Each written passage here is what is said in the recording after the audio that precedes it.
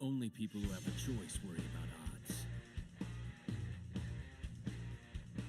But what does it all mean?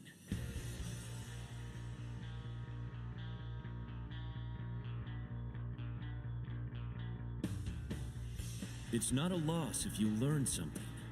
Now you know more than you did before, right, Leo? Hey, Leo, get ready! No way, this deck is incredible!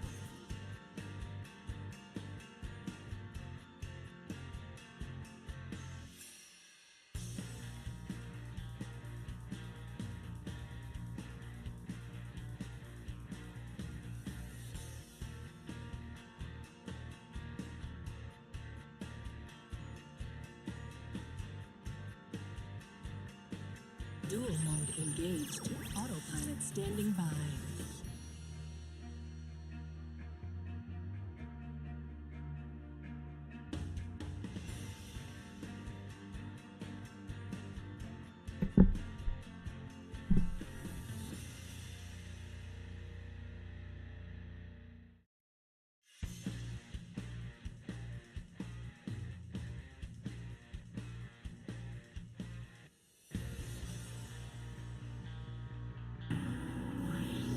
Turbo Duelists. Countdown initiated. Ready, set, duel. Woo! Alright, good morning, guys. Yo, what up, Liquid?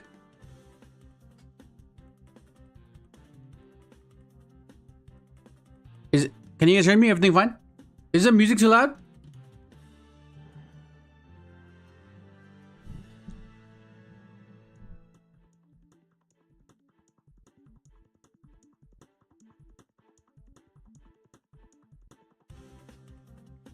Yo, what up, Nick? All right, let me hop in over here.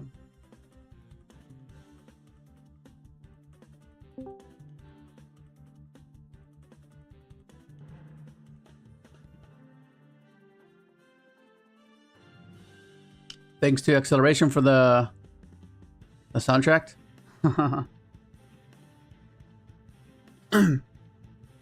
Awesome, perfect. How's the music? Is the music louder? Alright, bring Liquid. Is the music too loud or is it like barely can you hear it barely?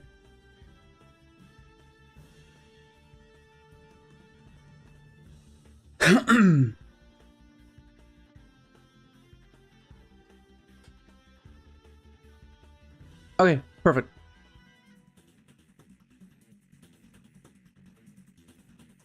Okay. So I want to go a bit more in depth, and then just get like just question off you guys of what the event was like, how everything performed. If you saw the deck profile, you saw that I got a game loss because I forgot to include this card in the deck list. Yeah, it was a bit unfortunate, and it was against a matchup I did not want to go up against. Thank you, Liquid. I did not want to go up against that matchup, Mermail, because it's a very dice roll matchup. Like if you lose dice roll, it's a bit weird because that means that if you draw your low impact hand traps versus them, they're most likely to not care, right? If you draw Veiler, Ash, Imperm, like it's not gonna matter versus that matchup because they can push through it, right? Because you'll try to anticipate a particular sequence, but it doesn't matter because they already have the card in hand or they send for cost, so it's inevitable that they're gonna get the card they needed anyways. So it's a really weird deck to interact with low impact hand traps. So you need cards like Droll and Nibiru to feel secure or feel safe. Otherwise, you're gonna be dealing with a board that's like a bit much, especially if you attempted to hand trap them. So sometimes it's just wise to just not hand trap them sometimes, because then they're gonna rip 2 off Moon and Galacia, and you're left with like three cards to play into a board of a Toad, a Pop, a Bounce. It's not fun, you know. So it's a matchup that I was dreading. But Unfortunately, I got paired up against it in round 4. Round 4, I go up against Nathan, playing his Mermail deck. So it goes. I guess we're not really sure what would have happened if I didn't get the game lost. Whether I would have won a dice roll, whether I would have not won a dice roll. Point is, we'll never know. It was my only loss, so that might have changed the trajectory of my matchups as well. So, what up, Spaghetti? What up, Micaiah? Thank you, bro. Thank you. Appreciate it. So, yeah, depending on whether I would have won, whether I would have, you know what I mean? What the hell? Freaking Nick, bro. That's hilarious. That's hilarious. Thank you. Appreciate it. For your fund, Turtle did nothing wrong. The turtle, in fact, did nothing wrong, bro. It did not. No, thank you, Nick. Appreciate it. Yeah. So whether that would have changed the trajectory of my matches or my matchups, right? I'm not sure, because after that, it was quite hectic. The next round I went against Memento.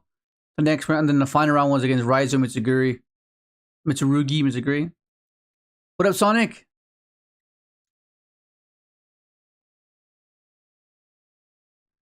So it's like, I don't know. I mean, I guess second place is not bad, and I guess the thing that's a bit more settling is that I know he's a good player. Like, he's one of the best players we have in our local area by far. Like, he's one of the best for sure. So it's funny because initially when I came to Australia, right? Let me give you a bit of a context of how I started to play Yu-Gi-Oh in Australia, because for the first few years I didn't play Yu-Gi-Oh. I took a break because I didn't know that there was a Yu-Gi-Oh scene here, right? Because it was 850. That's about 830. You know, it was so isolated, right? It was so isolated from everything. If you look at where I am, it's like Australia alone already. It's just a giant island in the middle of the ocean, right? So I didn't know that there was a Yu-Gi-Oh scene here. So I didn't even bother. Then one day, I think I ended up Googling or just looking up online whether there even is a Yu-Gi-Oh scene over here. And there was not necessarily a competitive scene from the first post I found, or the first link I found. I was like, what is, I guess there is. So I go to this place, and it's funny because the moment I get to the place, I'm like, I'm not sure if I'm pretty sure most of you, if you've been to a flea market, right, where everything's it's not enclosed, it's just a bunch of shops, like open shops, like you just sell your stuff. It was basically that. It was one of those. And then there was like this designated area where it had like benches. The guy that was running that the whole thing was like, it was bad. It was so bad. And me, being a competitive player at the time, like I was playing Dino Rabbit, the best deck. This is 2012. So yeah, 2011, 2012. So I had the best deck, and you know, it's like, yeah. So then I go there, I'm like, what am I doing here? what am I doing here, bro? I'm over here just like playing a meta deck versus people that just don't have like a meta deck, playing against kids. I'm like, it was pretty sad. Honestly, it was pretty sad. I'm not gonna lie, it was pretty sad. Like, I was contemplating life at that point. I was like, maybe it's time to move on, bro. So anyways, I come across another person, and he comes to me, and because he sees that I have like a spell ground, because I have an OG spell ground, the 94, the gray one. I have one of those mets.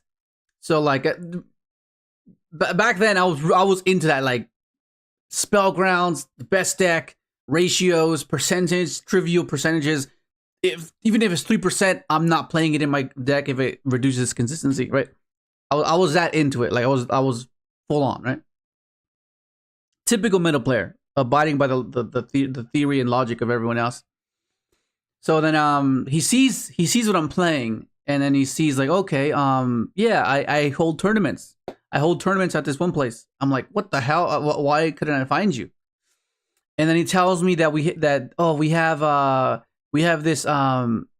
this really good player. He has countless national tops, YCS tops, and I'm like, okay, that's what I want. I want to go up against that. All right, that's what I'm going to go up against. Because like, first and foremost, you want to be one of the best, not the best of the worst, right? Because then there's no fulfillment in that. Like you don't want to, like, like you're the best of the worst. Like that doesn't make any sense. So I was intrigued by that. So he gives me his card as a businessman would. He gives me his card. So then I rock up. I think the following weekend, and it was an enclosed area. Like it was actually a building. It wasn't like a shop. It's funny because it was like a basketball court. it was a gym. I was like, what am I getting myself into? Like, what's going on here? Like, what up, Quasar? I'm like, what am I getting myself into? What am I doing, man? What am I doing? I felt sad, bro. I felt sad. I was like, because like sometimes you just feel like, I don't mean to be, oh, I'm too good for this. I'm not. It's not. It's just in some cases, you can't help but feel like question like, what am I doing? Like what am I doing? So then I go along with it. There's quite a few people there, right? I'm like the outsider. Like I don't know. Like I don't know anyone there. I'm new. I'm a foreigner. I don't freaking know, right? And then sign up. We get our sittings or everything, and people start notice. I can see when people like what's that word? Like catching people's gazes, right? Like you just see people like looking at you, like staring at you, like just conversating, socializing, like, oh, what the hell? Like it's new. And I noticed a lot of that, so it was kind of like overwhelming. So then I'm like, okay, well, this is beyond the time where I get nervous. Like I've been playing for so long at a time that I don't really get nervous. I don't get jittery. I'm quite confident in my abilities of the game itself. So I didn't get any of that. So we get into our seating. We sit down, and I win my first round, win the next round, win the next round, win the next round, and then win the last round. And so I go undefeated. And everyone's like, what the hell? Like, who the hell is this guy? You know? And then that's when the people approach me and tell me like, oh, because I think at this point they didn't really notice my accent. But then I guess my opponents like, oh yeah, I thought you were, but I wasn't too sure. I was like, Canada? I was like, no, not Canada. So then they started asking me questions like, oh, where are you from? What are you doing here?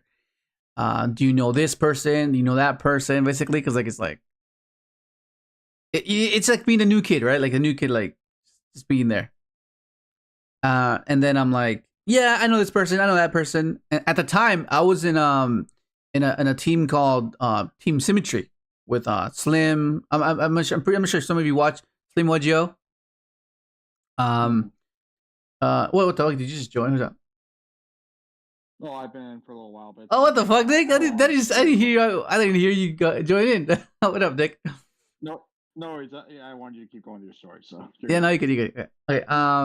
Yeah. So I was in a team, Team Symmetry, and then they're like, "Oh, what the hell? Are you serious?" Huh? At the time,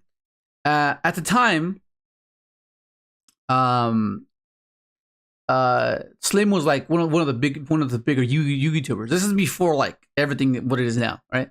So Slim was like a pretty well known YouTuber at the time. Like it was like pretty big for the era, right? So like, what the hell? Yeah, you serious? And I was like, yeah. And then so I win my first locals there. I'm like, okay, cool. And next week, I go along and I win again. And I'm like, okay, this is yeah, okay, it's, you know, I'm not sure what I was expecting because I came from a locals where you have YC, like now, like the locals that I used to go to are like YCS toppers. There's people that have constant YCS wins. So I came from a player pool where they were good. It was only a matter of time before they accumulate all these accolades of YCS tops. You know, so I was accustomed to that, like competitive nature of locals, right? Every locals was like cutthroat. It was intense. It was hard. It wasn't just like a 3-round locals where everyone plays a casual deck. Like it was literally an insane locals that you just had to perform. And if you can perform there, then I mean you can perform anywhere. You can perform at regionals. You can perform at YCS because the competition was that good. And that's what I have. That's what I've referenced locals to. So anyone else that references locals in a different way, then that's just I'm not sure because I'm not used to that where people just play casually and don't really take it seriously, you know. So that's why I'm like it varies, right? It varies from locals to locals depending on the caliber of players that you have. But like our locals was just like it was good, you know. So like that's what I was used to. So coming from that into coming to here in Australia where the scene isn't as big, because in California the Yu-Gi-Oh scene is huge, right? You get some of the biggest regionals. So I'm coming from that to coming to Australia where it's basically non-existent. Right? There's not much going on, and you know. So I was like, oh, okay, you know. So then it got to the point where like, I mean, I hope some of you do experience the fact that, okay, winning to eventually realize that, okay, yeah, winning's fun to an extent, right? But then I end up like branching off and just like, okay, let me just try like a different type of style of deck building, right? And then I start experimenting with Synchron. And then fast forward, building unconventionally, building against the grain, I guess, for the lack of a better term. Just developed this philosophy of deck building a different way, and then the channel ended up being what it was, you know. And yeah, it's an interesting journey for sure. Example given: Mystic Tomato and Altergeist. Yeah, Mystic Tomato and Altergeist. Oh my god, yeah. Everyone was like, "What the hell was the point of this?" Yeah, in a vacuum, it's hard to justify it. But in a practical sense, what I really like, because at the time,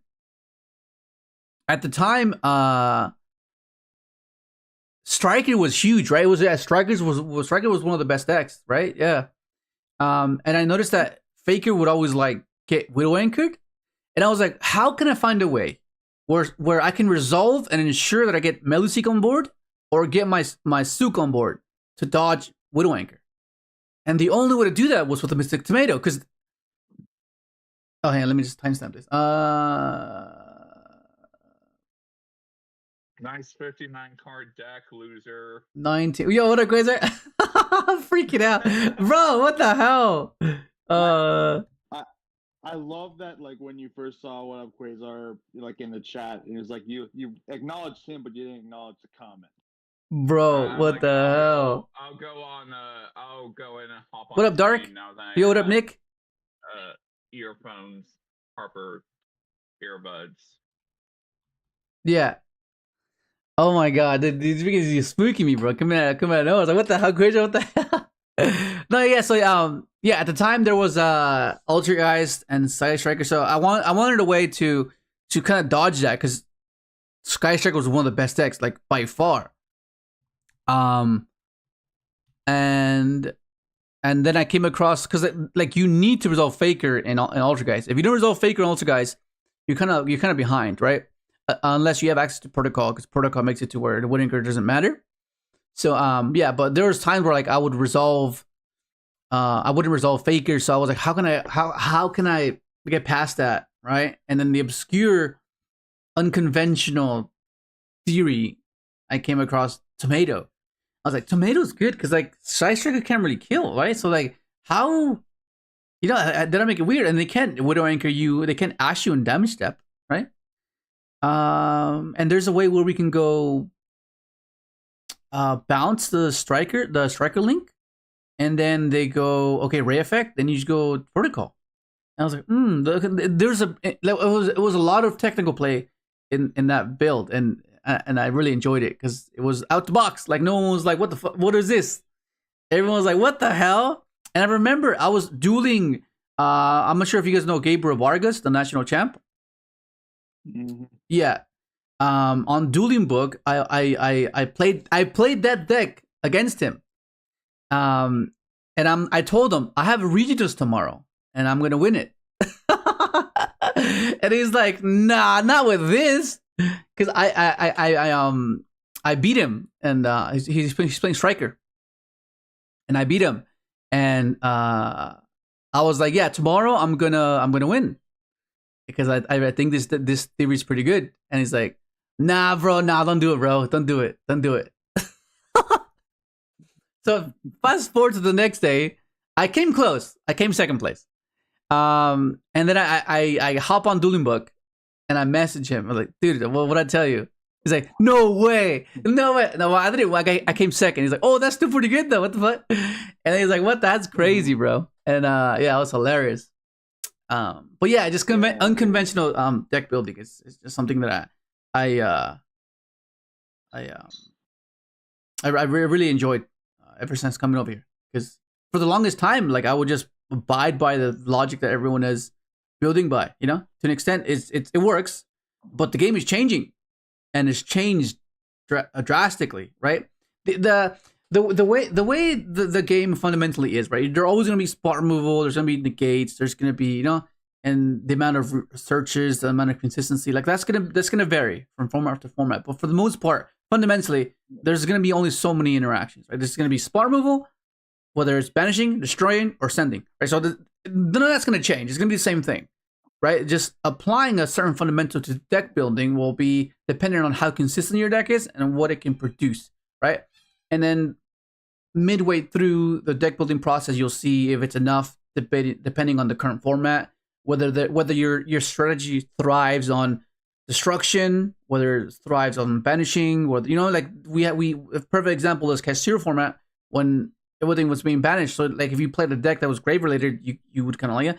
So it fluctuates. So like timing it properly makes up a lot of decks potentials, right?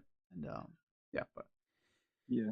Yeah, so sorry to interrupt, but Dart's in the chat. Like, I was gonna ask, like, what is has Gabe been playing? He said that he's still banned from whatever he got banned for. Like, what did he get banned for? As far as like rulings, because like obviously there's differences in bans. Some are like multiple years, some are only a couple months. I don't know, because I haven't seen anything from Gabe Vargas as far as like competitive stuff in like what feels like years. Wait. Like, Gabriel got banned? A while ago, but I don't know how long ago it was. And like, I can't even remember for what specific reason, but just in general, I haven't seen a lot of content or anything that he's uploaded or talked about. That's interesting. What the hell? I mean, I don't know what reason it was. Like, because remember, Triff got banned for a pretty stupid reason too. So like, sometimes players get banned for stupid things. There's like one other YouTuber that got banned for like. Oh, it's that one guy with long hair. He's really skinny. I don't know his name. He has like an accent. He's not American. You know what I'm talking about, right? I absolutely know who you're talking about. He's a guy I know. He did some deck profiles with Raphael and Evan a couple times. Yeah, it was something to do with like he shared a post of certain leaks or something, or stole or like some people stole sheets or something. I can't remember what it was. Yeah, something along the lines. But yeah, that was wild. Like, yeah, he got like a freaking 4-year ban or something like that. That's wild. Isn't it almost up? I hope so, because I like that's a really obviously Konami needs to hold players responsible for stuff like that. But like the way that he had it happen to him was like really messed up. He had like no idea about any of that stuff. So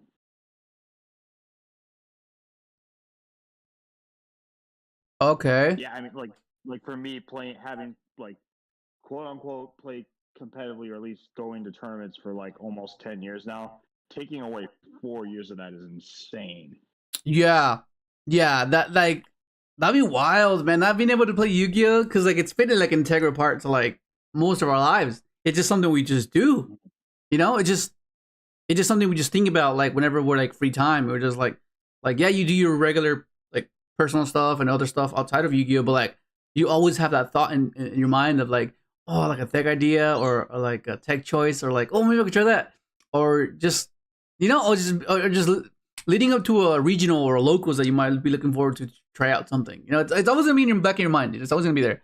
You know, so it's just having the game itself be taken away from you by the creators just seems like, damn, bro, that's, that'd be kind of like, like, especially if it was like something as petty as like stuff like that. You know, I mean, I understand they're trying to like enforce or enforce a certain I guess set an example, I guess, to not do that, but like still like that'd be hectic. Yeah. Okay, so Dart is not saying it sounds like Gabe got banned because he got into a fight with someone in a remote YCS of some sort. Wait, was that Gabriel? I think, yeah, that sounds like it would be more, because I think because the other guy got banned for like the contest, not because of like a YCS event. It was because of his like the things that he pushed on his content for the products. Yeah. Okay, so yeah, okay, yeah, that'd be crazy. Yeah, because remoters are kind of weird. Okay, so remoters are weird because at the YCS I attended, like when did I attend it? It was, when was it? Can't remember when it actually was. 28.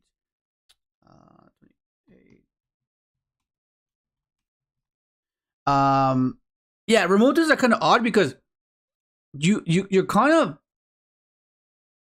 you kind of have to be a bit more trustworthy that they're not going to cheat, because some of their setup is like a bit sus, because like they can hide their hand and it's a bit like, so it's like you kind of have to like be a bit more vigilant yourself, like be on point, look at their hands, make sure that there's no sleight of hand happening, right? And just be more vigilant basically than you typically would be compared to IRL. But from my experience, it was rather smooth.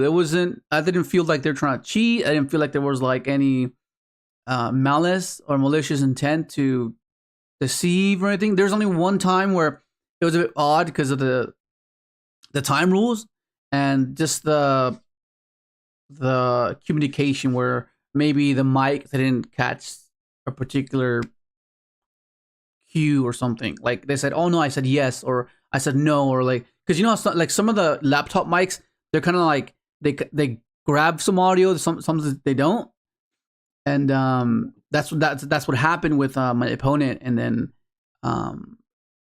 it was a bit unfortunate, but like I couldn't hear it, and then he ended up, the thing about it is that he ended up twisting it, which then led to led the judges to believe that he was trying to manipulate the whole situation. Like if he stuck by that whatever argument that, oh, I didn't hear him, I would have been like, yeah, I didn't hear you, so like I'm sorry, but like, but that's not my fault. It's his mic, But but I guess they were trying to like lean into his side, but then he ended up twisting it in a sense that I can't remember how he twisted it, but they ended up going towards the time rules, because like we were in battle phase, and then I think when you're doing the remote duels, the judges just go, okay, let's disregard the semantics and all these other things. Okay, are you in battle phase? And he said yes. Okay, you confirmed you were in battle phase. Okay, that's correct. Okay, so now can you stop this attack? And he said no. Okay, then it's over. And I was like, oh, thank goodness. It was pretty crazy, because like he was trying to manipulate the situation, and it was like, oh no, it's quite hectic. Oh, what up, Leonel? ¿Por qué triple talents? Y creo y cero trust. Okay. Te voy a responder en inglés, ¿ok? Puedes usar Google Translate. Okay. So he asked No, why. Go ahead. No, I was just gonna say, yeah, that's I think kind of the reason why I like try and stray away from like the online stuff. It's no disrespect to people who do like on remote duels or master duel and stuff like that, but for me, just like because I'm not always the most attentive duelist in the world, Mhm. it's so much easier for me to be just like facing my opponent and also having other witnesses around me in some shape or form that can see like so that way I don't have to be as focused all the time. And I think that's just something that makes me feel a little bit more relaxed in a state of a duel. And also, like, there's this there's the term of a keyboard warrior. Like, there's things that you'll say or text on the internet that you won't say when you're right in front of the person. Oh, for sure, yeah, but it's all mic, so you'll just be it's all it's like a Discord call, you know. Yeah. No, I get what you mean. Like, but then that's like something you should be doing that in real life too. Like you're supposed to be attentive. You're supposed to be, you know, because like to an extent you do rely on them just knowing their cards, right? You do expect them to not cheat you, and okay, and if you have a question regarding an effect because you might have an interaction, and then you expect them to answer truthfully, right? It's the same thing in remote duel. Except you do it a bit more because you can't pick up the card yourself. So I think that's like one of the biggest differences. But yeah, like there are like things that people say, the stories that oh yeah this guy cheated, but then it's like if they get caught, it's kind of he said she said. So that's where it kind of drives people away because they're like, well I can't prove and I can't. You're not allowed to record. So you can't prove that they attended to cheat, right? So it becomes a he said, she said situation. Yeah. And that's where. And if it gets to that point, you don't want to like risk yourself of getting in trouble too. Like if you start causing more drama, you might get yourself into a situation where you could get some type of penalty or something, if not a ban. Yeah. So. Yeah, that's why when you enter a remote duel, you you kind of want to go undefeated until the end of the rounds because you know that the people towards the end are the ones that are quite competent. They're not going to try to like, you know, because everyone's going to try to cheat in the early rounds if they were even to attempt to, right? Because they want to like get into the top cut, and they know they can't do it then because there'll be judges there, right? Because more judges are towards the top tables. So yeah, that's kind of the incentive to just like cheat earlier. And then I know, but yeah, from my experience, there hasn't been that. Everyone's been quite courteous. They've been quite I guess, yeah. There was no intent, no malicious intent. It never felt like that. It always felt like, oh, it's cool. Mm-hmm. Everything was in a clear view. Everything you can see everything. You ask them a question, they'll answer you. And yeah, that's from my experience. I don't see anything wrong with it, but I can see why people can see it that way, where right, it can be bad. So with like, since I'm not super well versed in how a remote duel format works, for the call matches, is it usually just the two players and like a judge or two that are in the call, and that's it? Yeah. Okay. So there's up to 4 people allowed, so 2 spectators. And then judges have like you can have as many judges in the call at the time. But yeah, every remote duel, you go to your table, which is a channel, basically a server, and only 4 people are allowed that are non-judges. 2 of the players to allocate those slots, and then you have 2 more people that can view, right? Just spectate. And yeah, and if you have any issues, there's a channel or like you can just ping a judge and they'll come to your table, and then they'll assess the situation, and then yeah. Okay, cool. Yeah, and then the deck checks are kind of wild. I've never gone a deck check yet, but I've had friends that did. Apparently you have to like show your cards like right in front of the webcam. I was like, what the fuck? What's that gonna do? Yeah, but randomly they'll come into your because some people do try to cheat in the earlier, like when remote duels were initially introduced, people try to cheat by main deck and side deck cards. So what they did is that they do random deck checks as well. Mm-hmm. They go, leave everything where it is. Don't mix your decks up. And they tell you, okay, fan out your cards. And, you know, and yeah, initially there's a whole lot of cheating going on. When they first started it, because people thought, oh, they're not going to come deck check us. You know, well, how did they deck check us? Well, yeah, they did. And there's a lot of DQs. And yeah. Right. That's always like my biggest thing whenever I enter the tournament. I'm always like double, triple, and quadruple checking just to make sure that I'm not like starting out with any of my side cards in there, or randomly there's an extra deck card that ended up in my main deck because I forgot to take it out of my graveyard when I reshuffled and all that stuff, because that's the last thing you want. Yeah. Yeah, no, for sure. Yeah, so going back to the question that Donell asked, I mean, he was asking why no triple thrust and why triple tactics. And the simple answer is I prefer the tactics over the thrust, because there were a lot of times where thrust was a bit underwhelming, and I wanted to ensure that I was able to get this, because like sometimes they would ash the thrust, or they would like just, you know, and I would rather just have the tactics and just either look at their hand or take control. You know what I mean? You would think that it would be better in this deck because it's more access to to grass. Yeah, it's more copies of it. But when you're going first and they don't play Bestios, that's basically irrelevant because you're not going to be able to use grass anyways, right? And the way to mitigate that was playing the goat, right?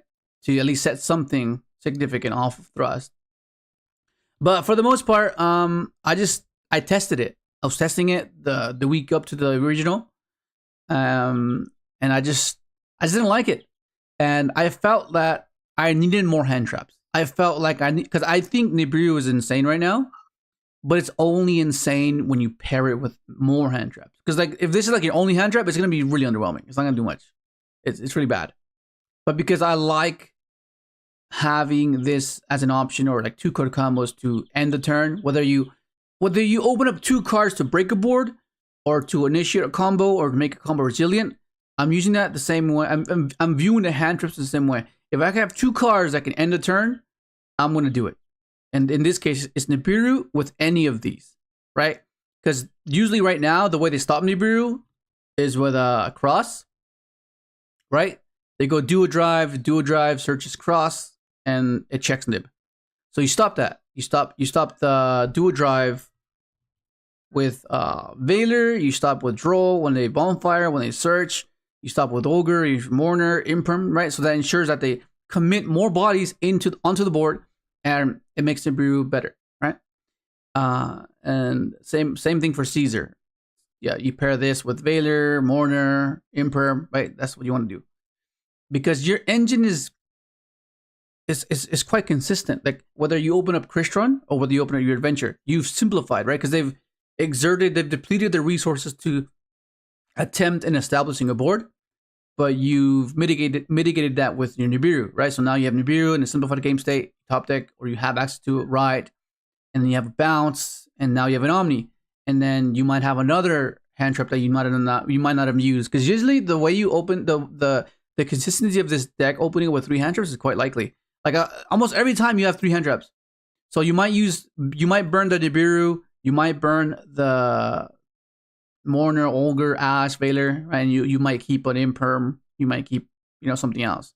So when you simplify the game state and you top deck, or you have access to right, that's an Omni and an interaction after they attempted to initiate something, and then you gradually attempt to do that again, and then the following turn, hopefully by then you get access to your actual engine, right? That's just generally how fundamental Yu-Gi-Oh is, right? Interact, simplify, capitalize. Yeah. What up, Zero? One extra point I'll make about the talents versus the thrust. There is a minor argument that thrust could be better going first because you can just set like if you're using for your side deck, you can set either a barrier or a sanctum for your opponent's turn, Yeah. which stops them. Yeah. But I would argue that talents is much better going second because rather than searching whatever cards you're going to add off thrust, which they could ash or negate with some spell or trap negate, it's more likely that triple tactics can resolve and take one of your opponent's monsters that you can use for yourself. So. Yeah, there's applicability for both. There's an argument for both. You know, I just when I was testing, and you guys know I was testing it and I was posting it in the members chat, just updating the list, trying this, trying that. But ultimately, what ended up happening was seeing the value in Nibiru, right? Because it's either you open up Adventure and Crystron, or you open up Nibiru with your hand trap, right? To simplify. And with the game having so much variance, the best you can do is just have an objective in mind of what you want to accomplish, right? There's no guarantee that you'll have something be fulfilled, you know? Because, like I mentioned, the only hand trap that doesn't really have applicability for every single matchup is this one. Because this isn't that great against maliss, right? And prior to the regional, I would always open up this versus maliss, and it was annoying. Like what the hell? It was always maliss. I don't know what the hell that happened at the regional, at the remote regional. I opened up this as well. I was like, what's happening? So just having the intent in mind that I want something to be fulfilled, and the intent is there. Right, the consistency is there. I only bricked once, and wasn't even a brick. I just opened up 3 hand traps, Tristaros, and there go back. Like that's not even bad either. Like if you had the ash for this, then fair enough. But if you didn't, I'd be comfortable playing the grind game because I'll simplify. I would have access to my sulfador, my sulfefnir, or my Smyger. So even then, it was okay, right? Because like you still have the chance of having the 40 card build and opening up a bunch of hand traps and not seeing any engine. Like that's still a possibility. This is the same thing, just at a higher scale, right? It's still like what? Like almost 50-50 kind of, right? And you just want to mix those two. Sometimes you might draw all engine, sometimes you might draw all hand traps. But what you want to do is mix them, right? And draw a bit of both, right? Ideally 3 hand traps, you draw into your 6th engine card, making it 3 engine cards. Right, that's the theory, and it's a game of variance. That will happen sometimes. That might not happen sometimes, but this has been working for me, and I like it. You know, having those games where you open up like the bricks, that's just unfortunate, especially in a 60 card deck, which shouldn't be happening as often as it happened to me. I kept drawing this like a lot. I kept drawing Dragoback like so much. This and cluster. Freaking hell. I kept drawing cluster and Dragoback. And statistically speaking, that's not meant to be happening. You know? So you all you can do is abide by intent, right? And nothing too crazy, not go like, okay, I want to resolve this, so I need to play 10 bricks, you know? And I'm gonna try to drown them out by playing 60, right? Yeah. Yeah. Well, that's like, especially when it comes to cluster, it's always that frustration part about like, is it better to play 3 sulfefnir or 3 sulfador? Because cluster's better with sulfefnir, but then sulfador is better with, like, let's say that your inclusion gets hit by an ash. Yeah. That's going to be better if it's activated to be used with sulfador instead of sulfador instead of sulfefnir. Yeah. Because then your card's on the field. If you don't have another Crystron card in your hand, you're just screwed. Yeah. No, exactly. Yeah, no, for sure. I think there's like there's like a few scenarios where you can compare and contrast, and what would be better, what would be worse, right? Obviously, you would rather preserve your normal, right? Because you can normal summon your Staros. That's like one of the things that you want to be able to do. Because if you were to say, okay, what would I want to see? Would I want to see Sulfador and Smyger, or would I want to see Sulfefnir and Smyger? Sulfefnir Smyger. So that's fair. Huh? Sulfefnir Smyger. Yeah, right? Because you preserve your normal. Because it means you can normal summon your Staros if you're, you know, because if you do the other way around, you can't normal summon anymore, and that means you're gonna have to be locked in early on. So there's not as many pivot points that you can do. So it'll vary, because like the one thing about opening up sulfefnir is if you open up inclusion, that makes it a lot better. So it puts you in a position where you can go, okay, at that point it becomes very technical, right?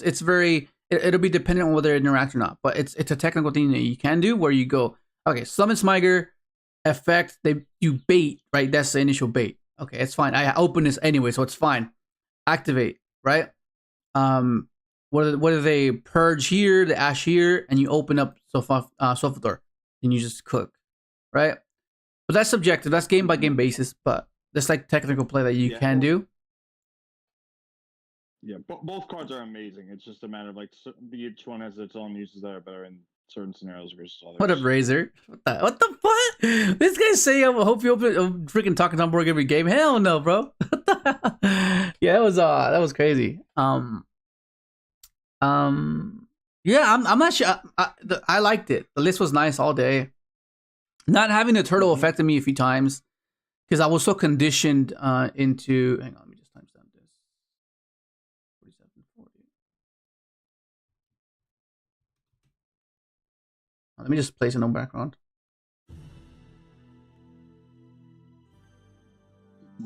How did you find Ghost Spell for the side deck? I didn't go up against any malice. So none of these went in. Like I basically didn't use like a hunter. I use Lancia. I put Lancia against Mermail because I wanted to be able to protect my draw. So if I shotgun Lancia, I wait for them to get to minstrel and then I pitch the Lancia so they can go for my draw. Or if they go draw first. Well, actually, yeah, no, I think I was shotgun it most of the time. Shotgun it, so then they can go minstrel. Yeah, I think you kind of have to shotgun it because if you don't shotgun it, then they could have triple tactics talent, which I don't know how common that is. But, yeah, because that's another way they can get at it without having to banish. So. Yeah, because what they do as well is they either side crossout, like they side crossout, and I'm like, okay, well, Lancia can stop the crossout if they cross on my draw, and then I can deal with their board a lot easier that way. Yeah, it's not because it's the optimal thing to do, but it's because it was the only other thing I could side into to increase my chances to preserve my hand traps for later in the sequence. You know, instead of him forcing me to like use things because I was like, oh, he's the game intro, I better use it now. You know, so that's why it's there. But everything else is fine. Like I didn't really use it against anything. The malice, there was no malice. What the fuck?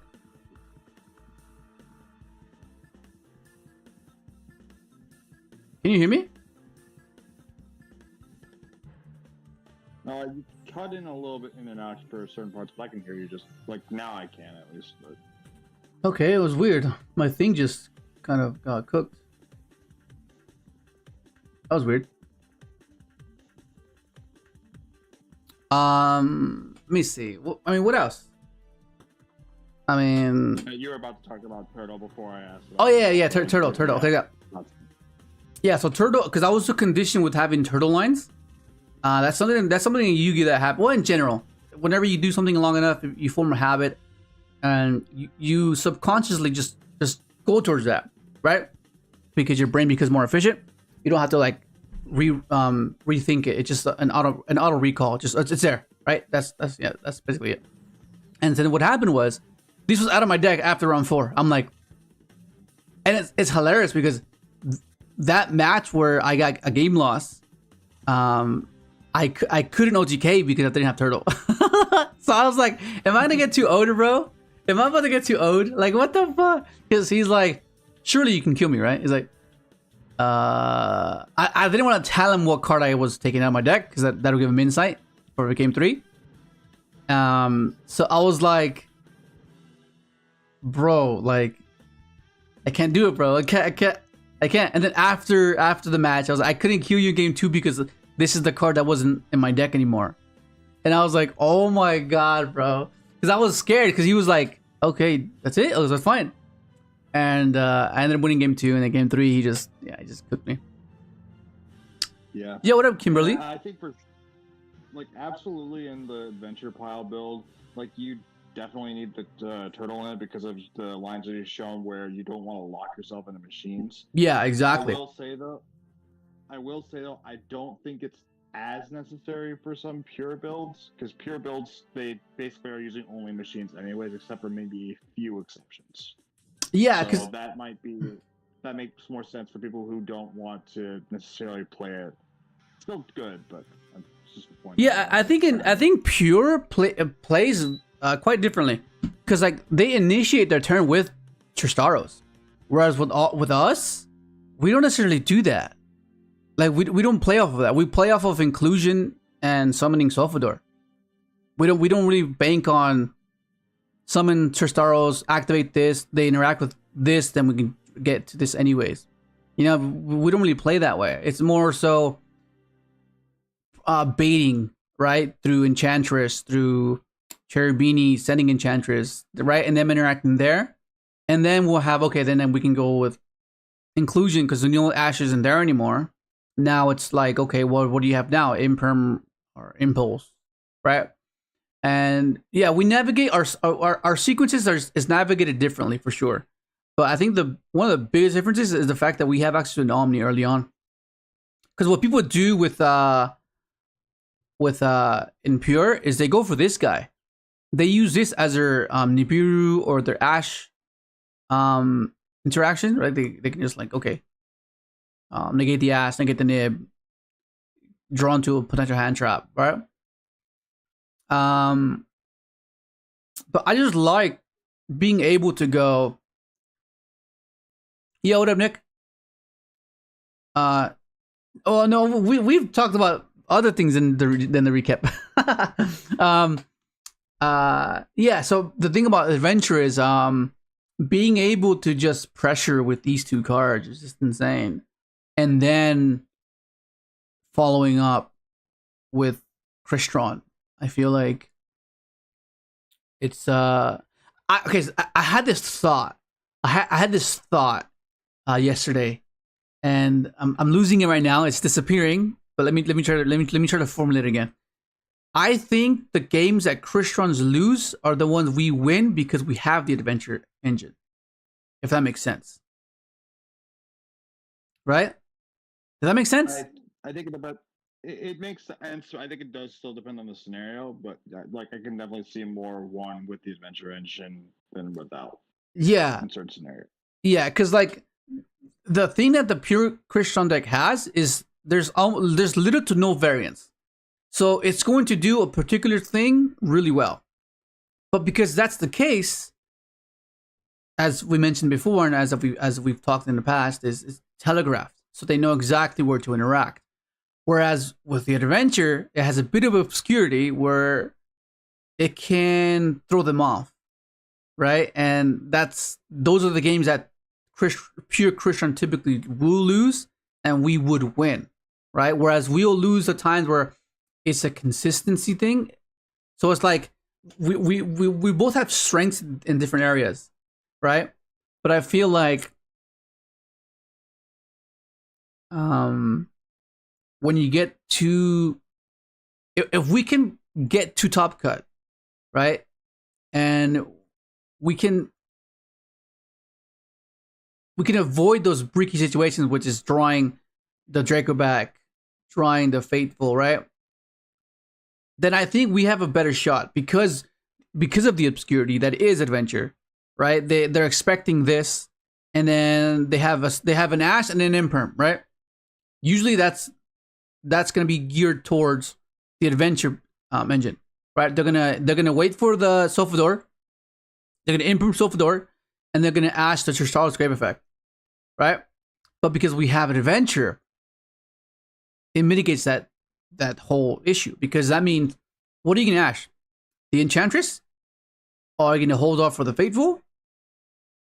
Okay, that's fine. Now we have access to our Crystron engine, right? Whether we have sulfefnir, whether we have sulfador, whether we have inclusion, whether we have Tristaros, right? Because they have one imperm left. Because theoretically, like two, you kind of have to assume that they have 2 hand traps at the very least. Because everyone is oversaturated with hand traps in their main deck. So you kind of have to assume that there's 2 hand traps. So you have the normal summon that Pure can't really utilize because they would have got checked by the Imperm and the Ash. Whereas we checked the Ash already. So now it's an Imperm. Okay, well, whether you Ash the Sulfador flow, whether you Ash the inclusion search, whether you already opened the Sulfador, what you know what I mean? So like there's all these things that we have into hand traps. And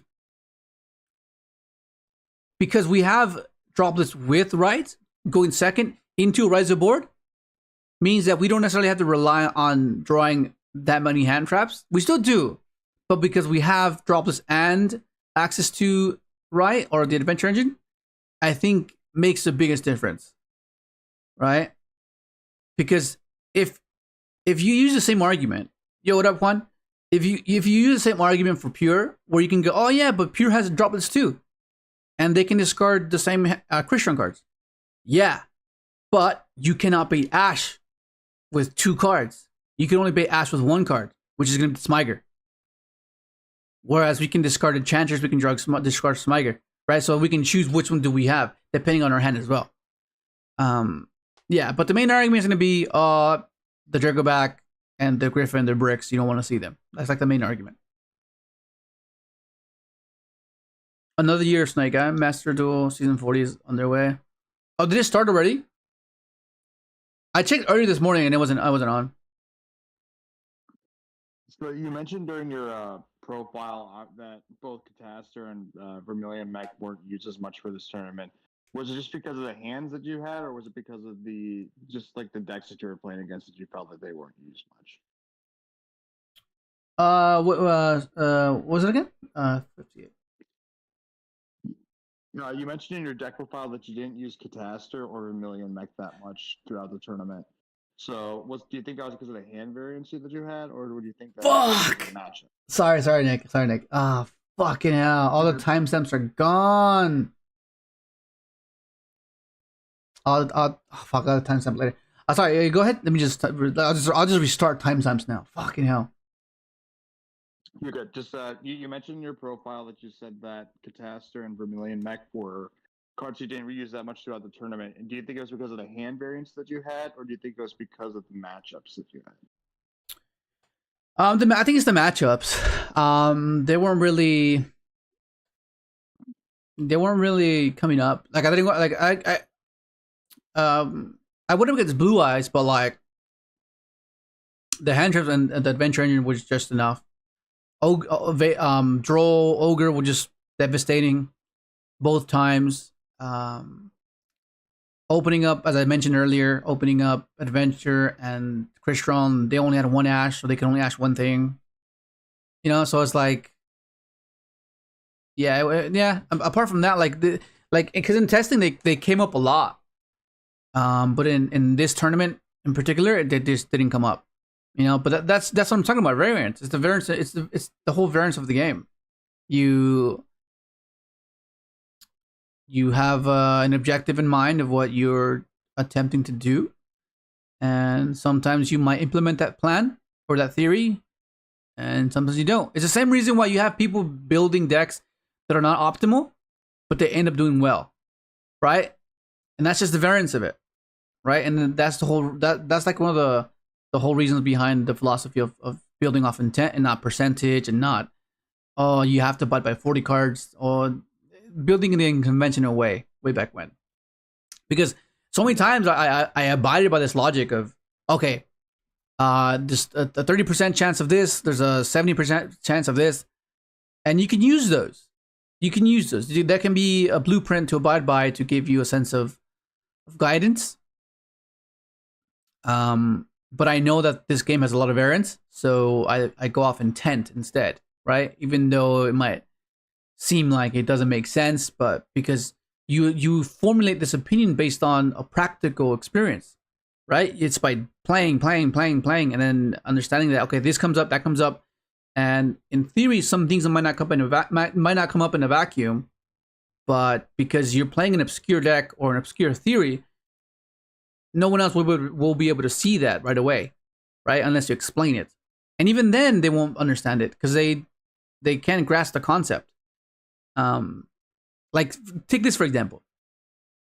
At face value, it's a 60 card deck. Oh, it's a pile deck, right? But if you were here from the beginning of the stream, I broke it down and why everything is the way it is.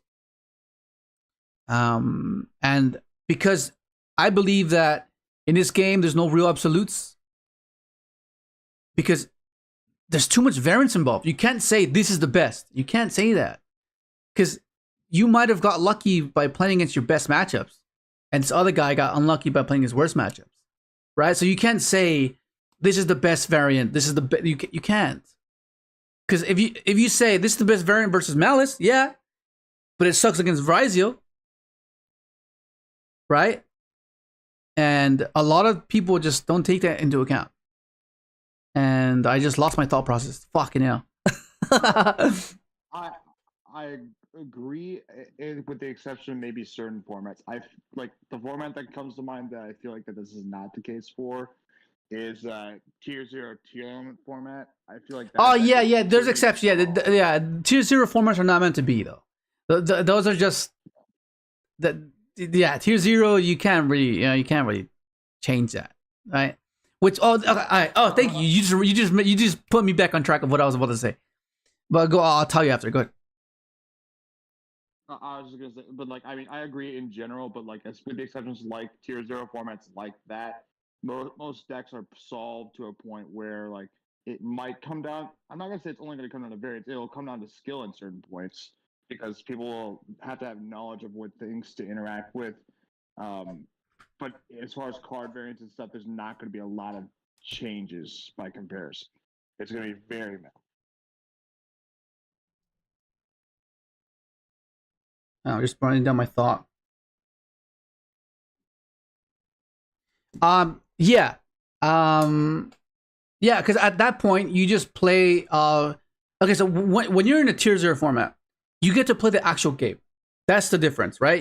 There's no variance involved. It's just technical play, which is why the higher caliber player really enjoys that because you're playing, you're winning off of intellect and insight and not necessarily variance, right?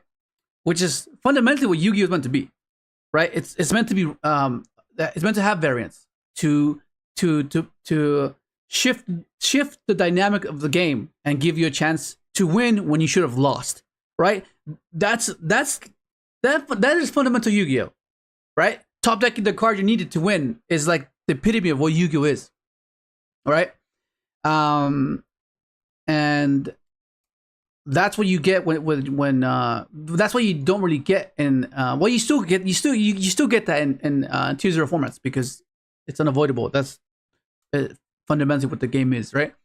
But because Tier 0 formats are basically solved in the sense that everyone is in agreement that this is the best deck. There's no ifs, there's no ifs, there's no buts. This is undoubtedly the best deck. Now that we know that this is the best deck and the most efficient deck compared to everything else, and everything else doesn't really compare because they require variance to capitalize, right? We have to just focus on the mirror. We just have to focus on tech choices. As trivial as they might seem, maybe it's one card change, maybe it's two cards change, but they're significant enough that it'll give you the edge, right? And because you have that minor variance that you still try to implement within that Tier 0 format, just shows that the game is naturally made for variance, right? Because you want to have that obscurity. You want to be able to be like, they're not going to expect this, right? And fundamentally, which is the point, the game is meant to have variance. That's the whole point. And when you don't have a Tier 0 format, a lot of people get uncomfortable because there's not much control over the entirety of the format. You can't account for beating this deck and beating that deck and the deck at the far back. You have to pick and choose because your deck's efficient far beyond everything else because it's from a newer set, right? It's going to be better than everything else. So with that in mind, you have to be like, okay, well, my deck is more efficient than this deck, so I don't really have to worry about that deck. So I can afford to main deck this card, even though it might not be good against that deck, but my deck is more efficient than their deck, so I should be fine. So I'll focus on this deck because this deck gives me the most trouble. Which what the fuck? Which yeah. Right. Mikia in the chat actually has a pretty good question. Is there a hand trap you wish that you either mained or side deck that you didn't play in this event? Okay, yeah. So if once the Stampede comes out, for sure we're gonna try to get Charmies for sure. If I had extra Charmies, it would make this okay. So what did he say? Dark said about okay. I'll answer your question a bit, Dark. If this variant played this, it would elevate this so much. Like playing Maxi cards or Charmy cards just takes away. It just takes away. What's the word I'm looking for? Where you have to actually try. Like playing Charmies, it just puts you far beyond everything else. Like it just because like when you have an excessive amount of resources, right? It makes your turns far easier because you know you have expendable resources, right? You have expendable things that you don't necessarily care about. You're like, okay, if he negates this, I don't really care. I have two or three more things that I can push past his two things, right? So this basically simplifies the game because now I don't have to bait you with inclusion. I don't have to bait you with enchantress. I don't have to bait you with all these things because what's going to happen is I'm going to draw into Nibiru. I'm going to draw into Imperm. I'm going to draw into Mourner, right? So that means all these excess cards that I just got can take care of that, and I play with my 6-card hand anyways. You don't have to sequence in a way where you have to make the most out of your resources because you just have an abundance amount. And if you're able to turn skip them essentially, that makes it better for you because that means you're in the same position where you're just gonna out resource them. Does that make sense? Yeah. Yeah, and I think there was a guy who got first place at his regional with a pure Crystron build recently. I think it was in the last month or two, and he said that like with playing Mulcharmings plus droplets in the Crystron deck is one of the most crazy interactions you've ever had, and it helps boost it so much to make your cards. And the Crystron cards already sent out droplets already feel free, but just being able to have the amount of resources that are given off of Charmies helped out so much. Exactly. Exactly, yeah. Just having that resource management exceed what they can manage, you're gonna have simpler games. You know? But then you have to consider that you could get ashed on this when you could have just had a regular hand trap, right? And then the dynamic shifts. Now that ash is there, that was meant to be for the Charmy, but now it's going to be there for the Smiger, right? And that's the technical play that you have to keep in mind. Like it's just all these little things end up contributing to whether you win or whether you lose, and that's the variance of the game, right? That's the variance of the game. Because in theory, you can be like, yeah, but this is not guaranteed to draw me a card because against my loss against the Mermail game, he Peruliated me, and I gave him no draws. So he just -1 for no reason.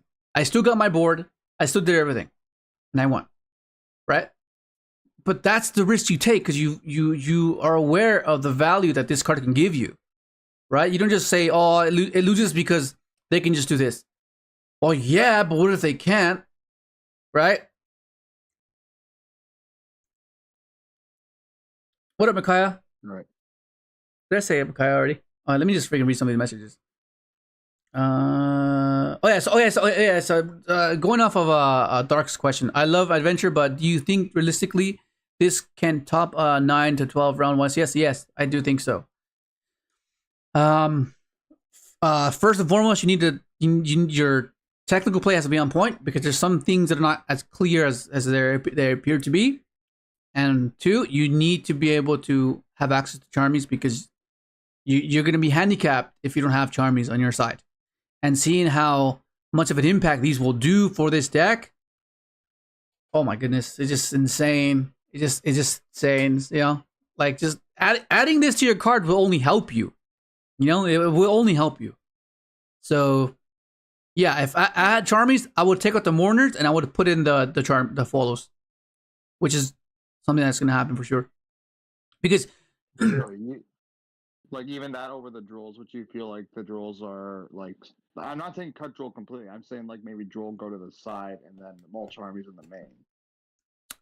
Depending on the format shifts, I feel like Droll is too good right now.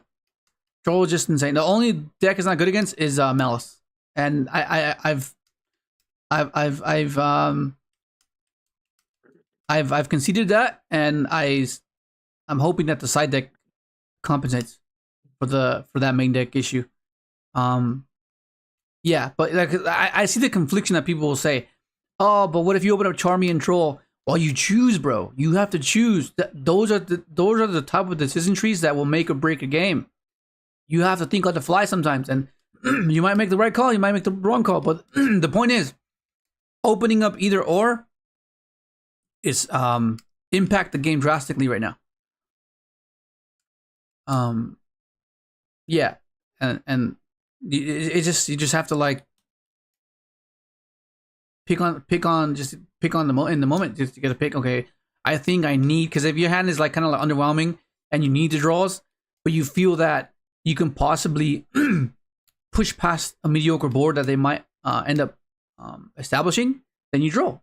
But if you need to draw to ensure that you can play past a mediocre board plus hand traps, then you just have to concede the draw and maybe draw them later and just go for the follows and then try to dig, right?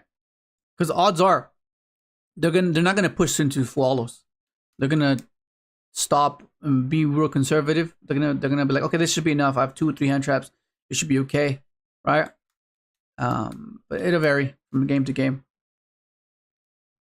Yo, what up, Edgar? What my local Sunday, I played for 6 cards. Kind of afraid to go 60. Also, CENTURION LaGuardia is a really good card. That's awesome, Akaya, bro. That's freaking insane. Good job, bro. Adventure higher the ceiling, but if it gives you bricks eventually in a long tournament, chances with catch with you and you will break. Yeah, that is a possibility for sure, which is one of the reasons why people, I guess, steer clear from this. But I feel like the utility that these provide outweighs the potential brick. I think what these contribute to the deck, I feel like it's well worth it. The good outweighs the bad, I think, because you're gonna brick anyways. You can brick with hand traps. Yeah. And I'll also say that one of the bricks in the deck, Takatomborg, is actually better in the adventure build than the pure build, because there's between the Terratops, the Morphs, and the Rights being able to add off Griffin, there's more chances that it's not going to just be a dead normal. It'll turn into a special summon. Yeah, exactly. I was thinking about playing an Adventure Millennium Fiendsmith Pal deck. Opinions? Well, I mean, just if it's a Pal deck, you're just playing a lot of good cards. It's a matter of synergy that it has, right? Because what we were talking about earlier, within 115. Let me just timestamp this. Fuck, I have to go back and fuck. Damn, there's some fucking cooking gems in there too. Yeah, so you're just playing a lot of good engines, a lot of self-sufficient engines. So, I mean, whether it works, whether it doesn't work, the point of a power deck is to be resilient and push past hand traps, right? Because the same thing with this, it's a 1-card starter, not necessarily an overwhelming sequence of a starter, but it establishes an Omni, gets you access to a bounce. To pair with your hand traps. So being able to just have both and bait Ash, because Ash is like quite prevalent. So being able to just play around Ash and being able to sequence your hand in a way where you can prioritize the Crystron engine or the adventure engine, assuming you already have access to either or, right? And not be impacted that much by the Ash is why you play Powell decks, right?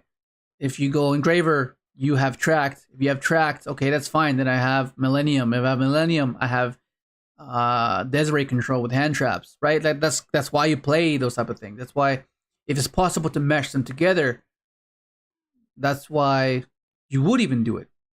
Otherwise, why would you? You know. Would you consider the bells being thrust instead? No. I feel like maliss probably poses the most threat for us, so I want to ensure that I can counter maliss a bit more, because like Ryzel's not that difficult. Ryzel's not that difficult to play against. Like Dweller's Dweller, but there's ways around it, and I feel like maliss. There's it's more difficult to play around maliss because they can hold their interactions.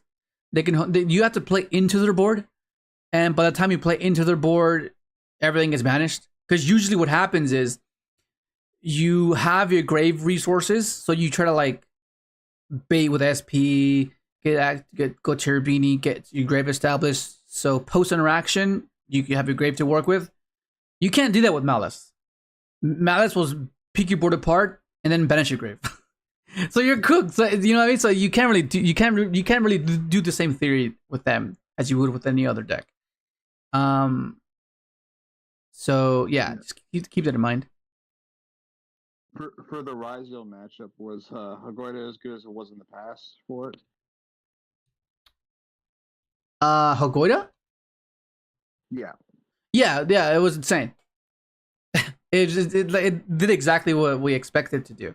It's mainly to pair with Nibiru, because as I mentioned before, we go, because the way they start their turn most of the time, it's either with ice, right? With ice, depending if it's a Ryzel, a Fiendsmith variant, then maybe it won't be as impactful. But if it's a pure, if they start with ice, it's fine because they're playing to Nib. Because then they go summon and they get the other body. Then you go Hagoita effect. So now they have two bodies that they can't do anything with. They have to extend with either sword and node, right? And then you can negate the sword or you negate the node. And then by the time they've used up all their names, then you drop the nib. And then you turn skip them, right? That's why because otherwise, if you don't have Hagoita to manipulate the level, they go into Exiton and then they threaten to nuke your board, or they go into Duo Drive, you know, and then it's a bit tricky. So that's why Hagoita is good in versus or with nib. Right. So the lock, the lock for the Ryzel stuff that only locks you into Exceeds. It doesn't lock you in any specific types, right? Yeah, it only locks you for extra decks. Actually, I think rank 4s. I think you can only summon rank 4s. Yeah, so they can't go Zeus or anything. They can't. You know, it has to be rank 4s. So you want to get to that point. Yeah, because like I was just asking because I was wondering if there may be a counterplay where if they bump up the level to make them level 5, but it's only an Exceeds lock.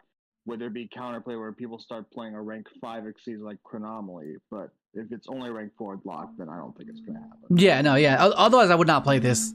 I would not play Hagoita if that was the case. There's no way. Fuck, I'm really bugged about the fucking timestamps. I was fucking cooking just now.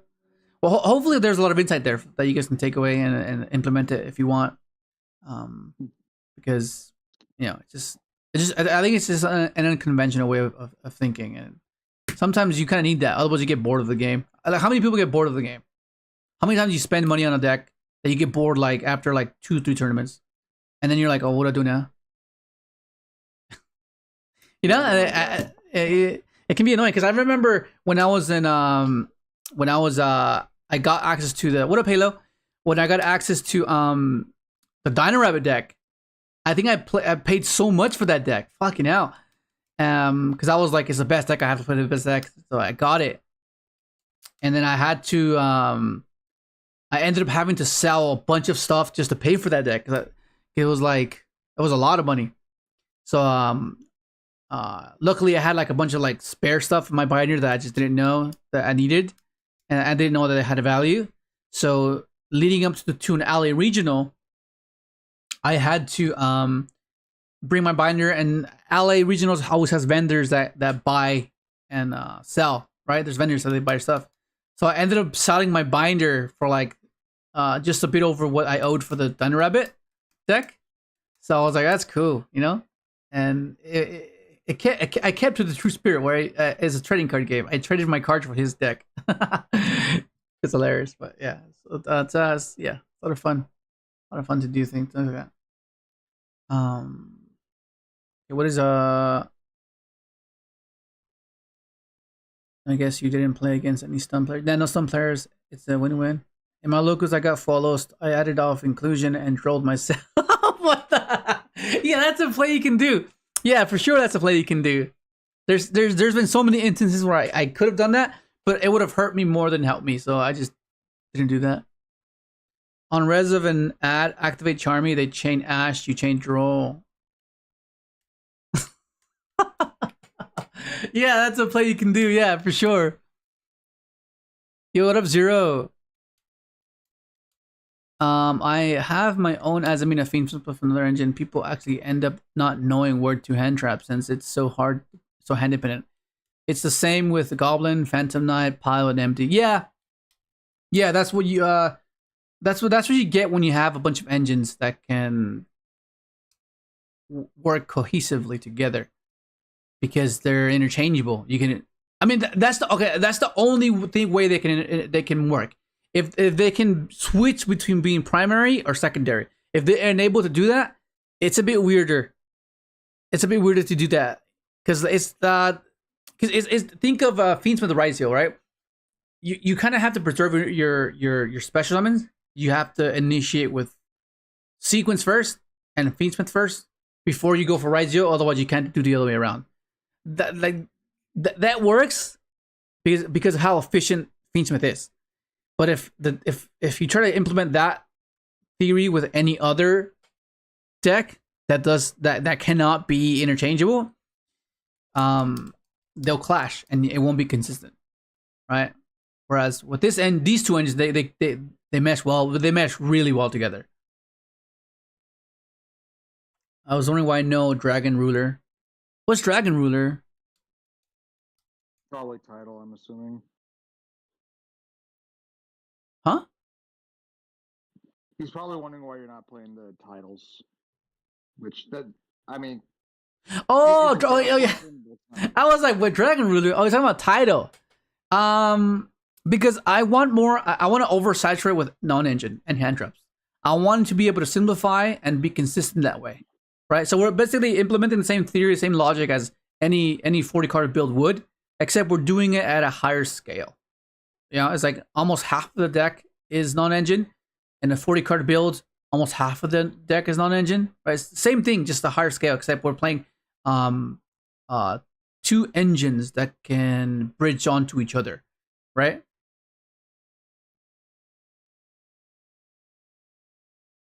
Yo, what up, Josiah? Hey man, I know you main Crystron, but is it possible if you can do Centurion builds as well? Been trying all kinds of stuff. However, I really like your insight. Okay, so same theory can be applied to Therion regarding Detonator, because that's what drives people away from not Therion. Centurion. Wait, you're talking about Centurion, or is did I read wrong? Yeah. Centurion. Yeah, Centurions. Sure. Because if you think about it, right, the reason you get put off of this archetype is because of Detonator, right? Detonator just kills his deck. They pop Primera, they pop Trudea, they pop your field spell. It's a nightmare.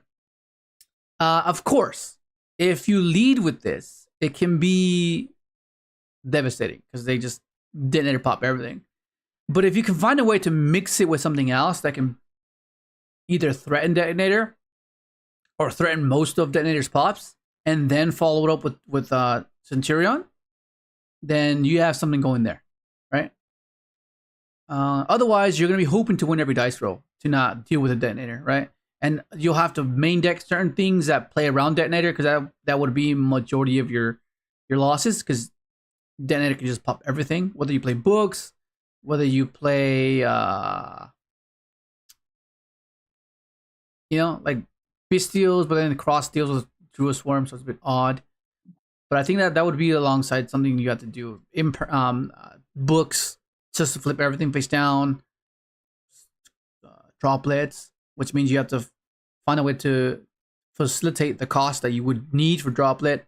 Because you don't really you don't really want to be discarding with Centurion. You know what I mean? So yeah. I'm a hoarder. What the fuck, Halo? I can't sell anything because I'm worried it will have value later or if I need it later. Welcome to the club, bro. That's all of us. We are all like that. Like you might use it later. Like yeah, of course. Everyone thinks that way. Like what if this think of this freaking card. Where is it? Where is that card? This card. How much is this card right now? The pattern. How much is this? I didn't even know I had a bunch of these. The pattern's like $5. What was that? The fuck? What you sound like the other Nick. Sound the same.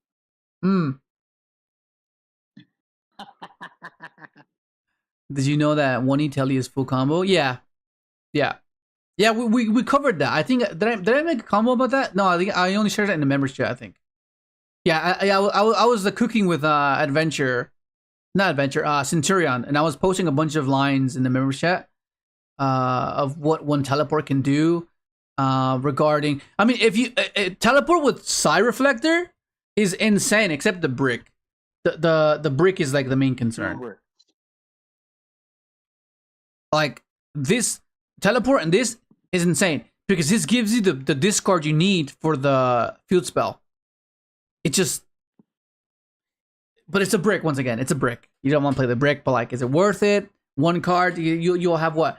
You have 3 of this, 3 tally, 1 for 1. That's 7 starters, right? 7 starters. Yeah. Wow. Yeah, I almost feel like 1 for 1 needs to be a 3 to make it worth it, but 1 for 1's not going to go to 3 in the near future because Mermail is a thing right now. Detonator is the new Rise Heart. I disagree with that. I feel like Rise Heart was way stronger compared to Detonator. Oh my god, bro! The macrocosm effect, that alone is like annoying as hell. And it can pop a card. Can you imagine if Detonator was that?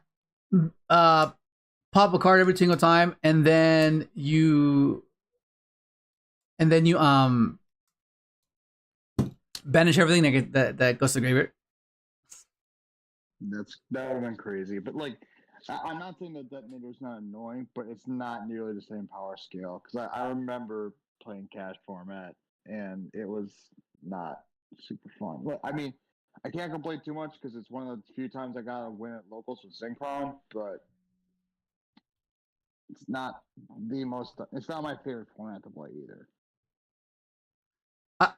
Nick just shared the Yugioh Pro deck from regional. I have the cheapest deck there. Bro, okay, so going from the winner, the win. Okay, let me just type it. 130.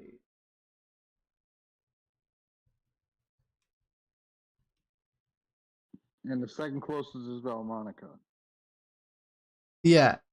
Okay, so coming from the runner-up, oh no, the winner, his deck is over $500. Third place is over $400. Fourth place is over $700. The Odeon card. Top 8 was over $200. and then so seventh, so sixth was over 200. Seventh is $500. Eighth is $500, and then mine was $150. Bro, a true satellite citizen, bro. A true satellite citizen. So I gotta ask: is this the way that this is all factoring in the cost? Is it like the lowest rarity of each card, or is it what they brought to the event? I'm assuming it's well, no. Most of these decks are be more expensive if they go by the most expensive card because they all have QCRs and starlights and stuff and OTs. Okay. So it would be way more, but I'm assuming this is like base value, like the cheapest one. I'm telling you, the only reason why the Glad deck is so expensive is because he's playing all 9 chummies. Oh, yo, what up, Nick? Yo, what up, Kevin? And keep in mind too, this is with Leo playing the max amount of cards you can in the entire deck with 60, 15, 15. That's true. Cheaper. That's very true. That's hilarious. Yeah, true satellite deck, bro. Why no crossout? You hard lose to Lancia. One. Okay, so we were talking about this before the event. I was talking to Nick, and we're going over crossout, and I said that I'll risk it if I do get Lancia, then I hope to have enough non-engine to skip their turn and then have it just then pass to me, right? That was the theory behind it, because I really wanted to side deck the bells, and I did not want to main deck the crossouts because going second, I wanted to stay on trend and have as many hand traps as possible or non-engine as possible to ensure that I was able to simplify the game. Going first, usually crossout is in my side deck. Like it is because of that logic. Oh, 3. The fuck? Hang on. This just died on me, bro. Okay, there we go. So I was trying to playtest the Gladiator Beasts guy's list. Yeah. Bro, I don't know how this deck is supposed to work, bro. It feels clunky as shit. Yeah, I'm not sure. I think in test hands it's not going to be as efficient because you need practical gameplay to get value off of the hand traps, whether you get another turn, whether you might not be able to play it initially. So all these things have to take into account when you're testing something like that. Well, it's not like an intuitive deck. It does not feel intuitive. Like you have to. It doesn't feel like something you can just pick up. Definitely not. Yeah.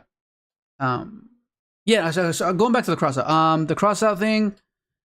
Crossouts. Yeah, I was initially siding this as well. I was siding 3 crossout and called by, but I ended up taking them out for the Duster and the double bell.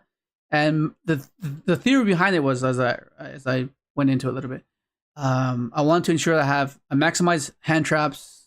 I almost main decked it as well, but then I ended up going with tactics instead because of how versatile it is. Because this is more so like you don't you don't necessarily lose to hand traps with this deck. Like in Ash is not going to be devastating.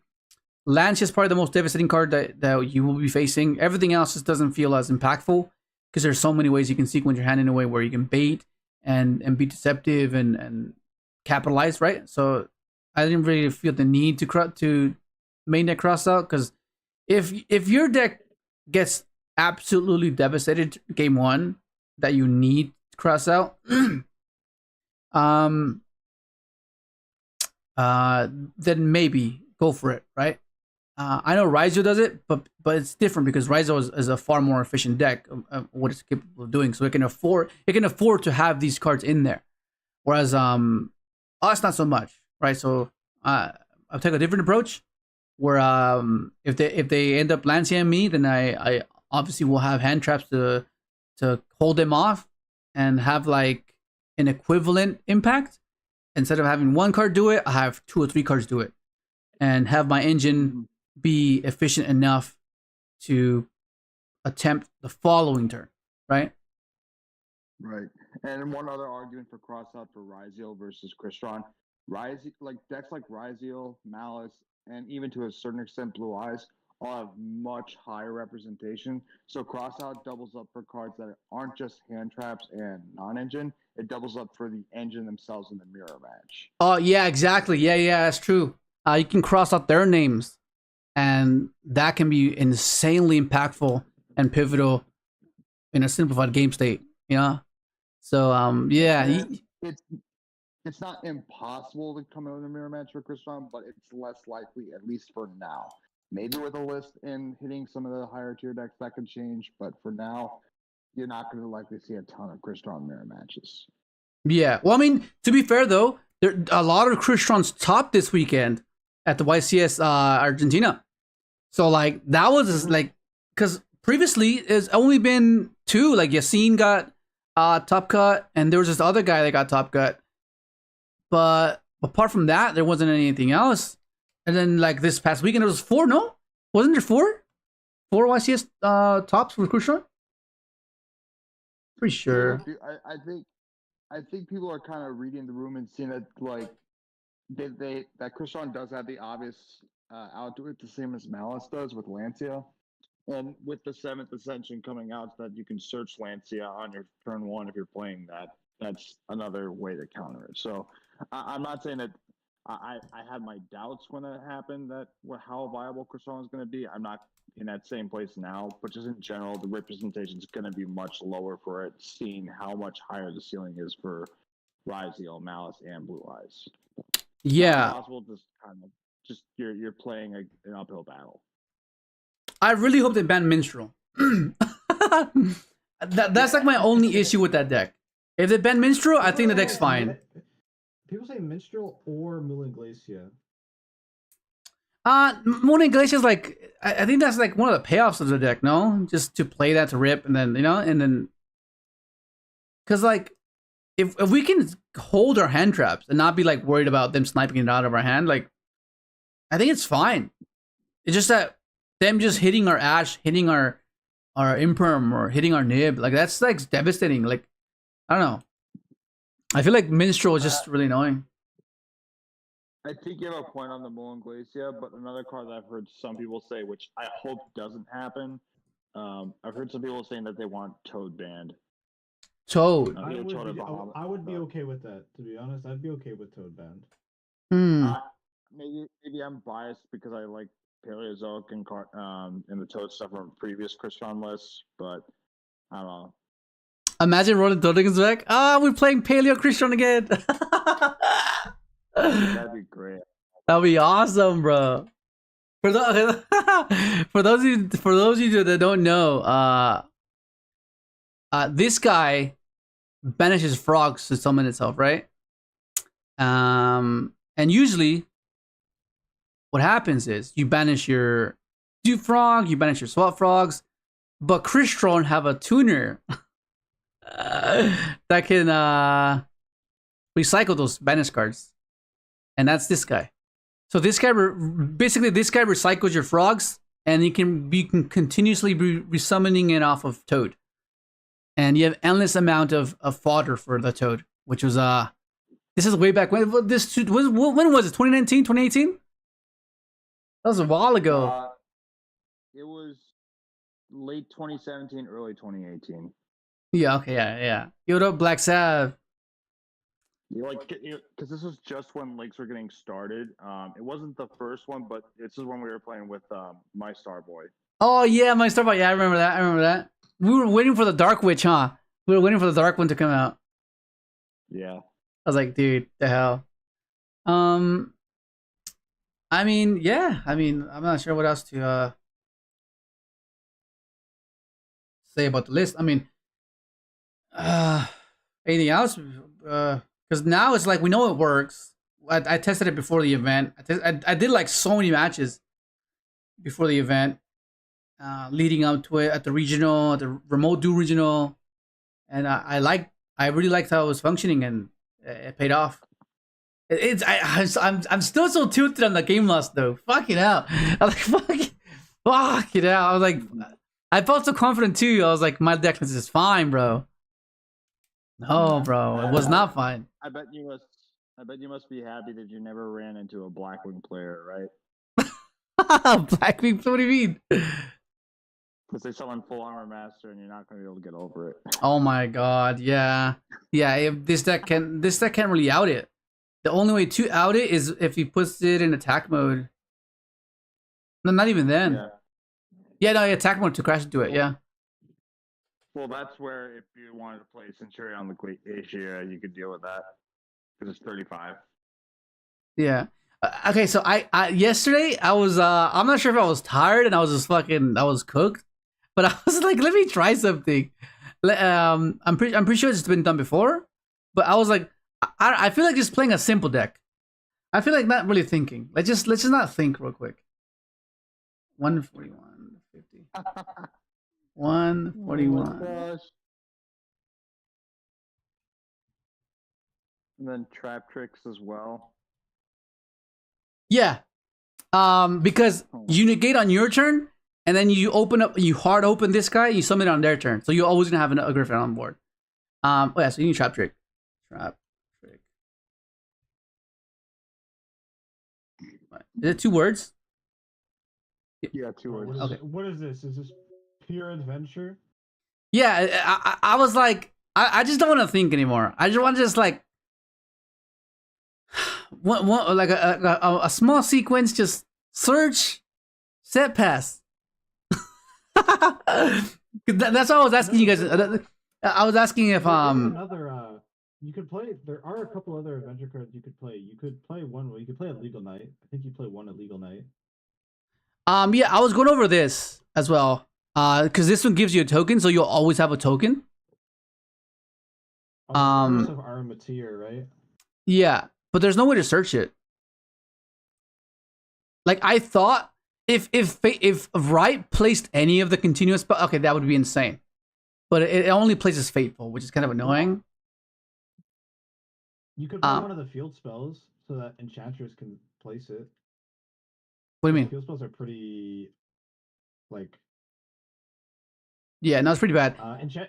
Enchantress has another effect. It says if you control an adventure token, you can place one field spell that mentions adventure token on your. Wait, what? I didn't even know that. What the fuck?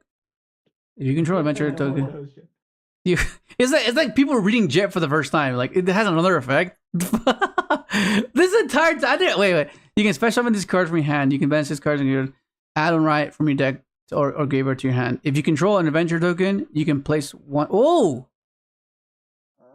You can place one field spell that mentions adventure token from your deck. You can only use each. I didn't know that. What up, Jorge? What? Wait, what? Okay, so which one would we play then? Probably the one that draws you a card. You'd probably play Flowers. Flowers? Dark Palaces. They're not good. Don't get me wrong. They're near unplayable. Okay. Monster you control equipped with Starlit, Papillon, are unaffected by your opponent's activated effects. Once per turn, when your adventure token destroys the monster by battle, you can draw 1 card.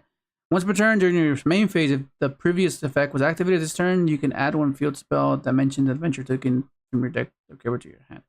Oh, so you just add the other one then. You could play one of each, but what does this one do?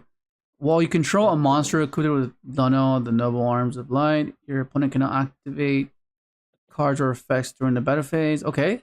It's like fucking Tenpai, it's like Tenpai. Yeah, once per turn, when your adventure token destroys opponent's monster by battle, you can inflict damage to your opponent equal to that destroyed monster's original attack. Once per turn during your main phase, if the previous effect was activated this turn, you can add 1 field spell. Oh, so that search each other. Okay. I didn't know it did that. And then there's the other equip spells, which are pretty bad. Starlit Papillon is probably the better of the two, but they're still really bad. Like okay, equipped only to a monster you control. You can only control 1 star Papillon monster. It's like Tortilla or Tortilla. Monster your opponent controls lose 500 attack for each monster you control with a different name that mentions adventure token. If this card is sent to the graveyard, you can target 1 adventure token you control. Equip this card to that target. You can all right. It's like Dragorack. It equips itself.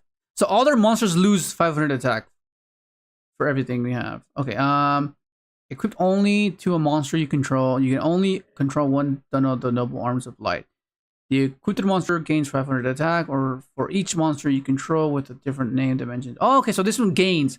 So this one gains 500. Your monsters gain 500, and the other guy makes their opponents lose 500. Okay, that's pretty insane. If this card is sent to the graveyard, you can target one monster token you control. Okay. All right. So this is no, Leo. There is a card that searches curse. By the way, it's the Celestial. Celestial. Yeah. Oh, this one. Yeah. Maybe play it on Legal Night. Are you gonna play it all? Yeah. We're discussing this. If you control adventure token, you can special summon this card from your hand. You can reveal one card in your hand that mentions adventure token. Add one spell that mentions adventure token. Wait, this that's right as well. Except the normal spell. You can special summon monsters from the turn activates effect. Except okay, that's fine. So you just be summoning illegal knights and griffins and stuff. Okay. Only there were wind. Because I like that's how we play this guy. Cause it was the only wind link that we can use for this. These are two winds, right? And then this is a wind as well. So we can make oh my god, this is crazy. And you could also probably play the discharge, which is like a pop. The what? You can also play a thunder discharge.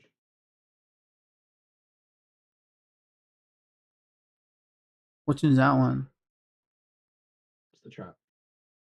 All right, yeah. Ah, this okay. If you control an adventure token, special summon up to 2 monsters from your hand and or graveyard with different names, but banish them when they leave the field. Okay, so all right. So then we can't like. I mean, if we revive Griffin, it'll get banished. So it won't get returned to the deck. You can equip this when equipped. You can equip one equipped spell that mentions the adventure token from your hand or graveyard to one monster you control. You can only use okay. What's funny is you could actually just play Breath in your Crystron deck, by the way.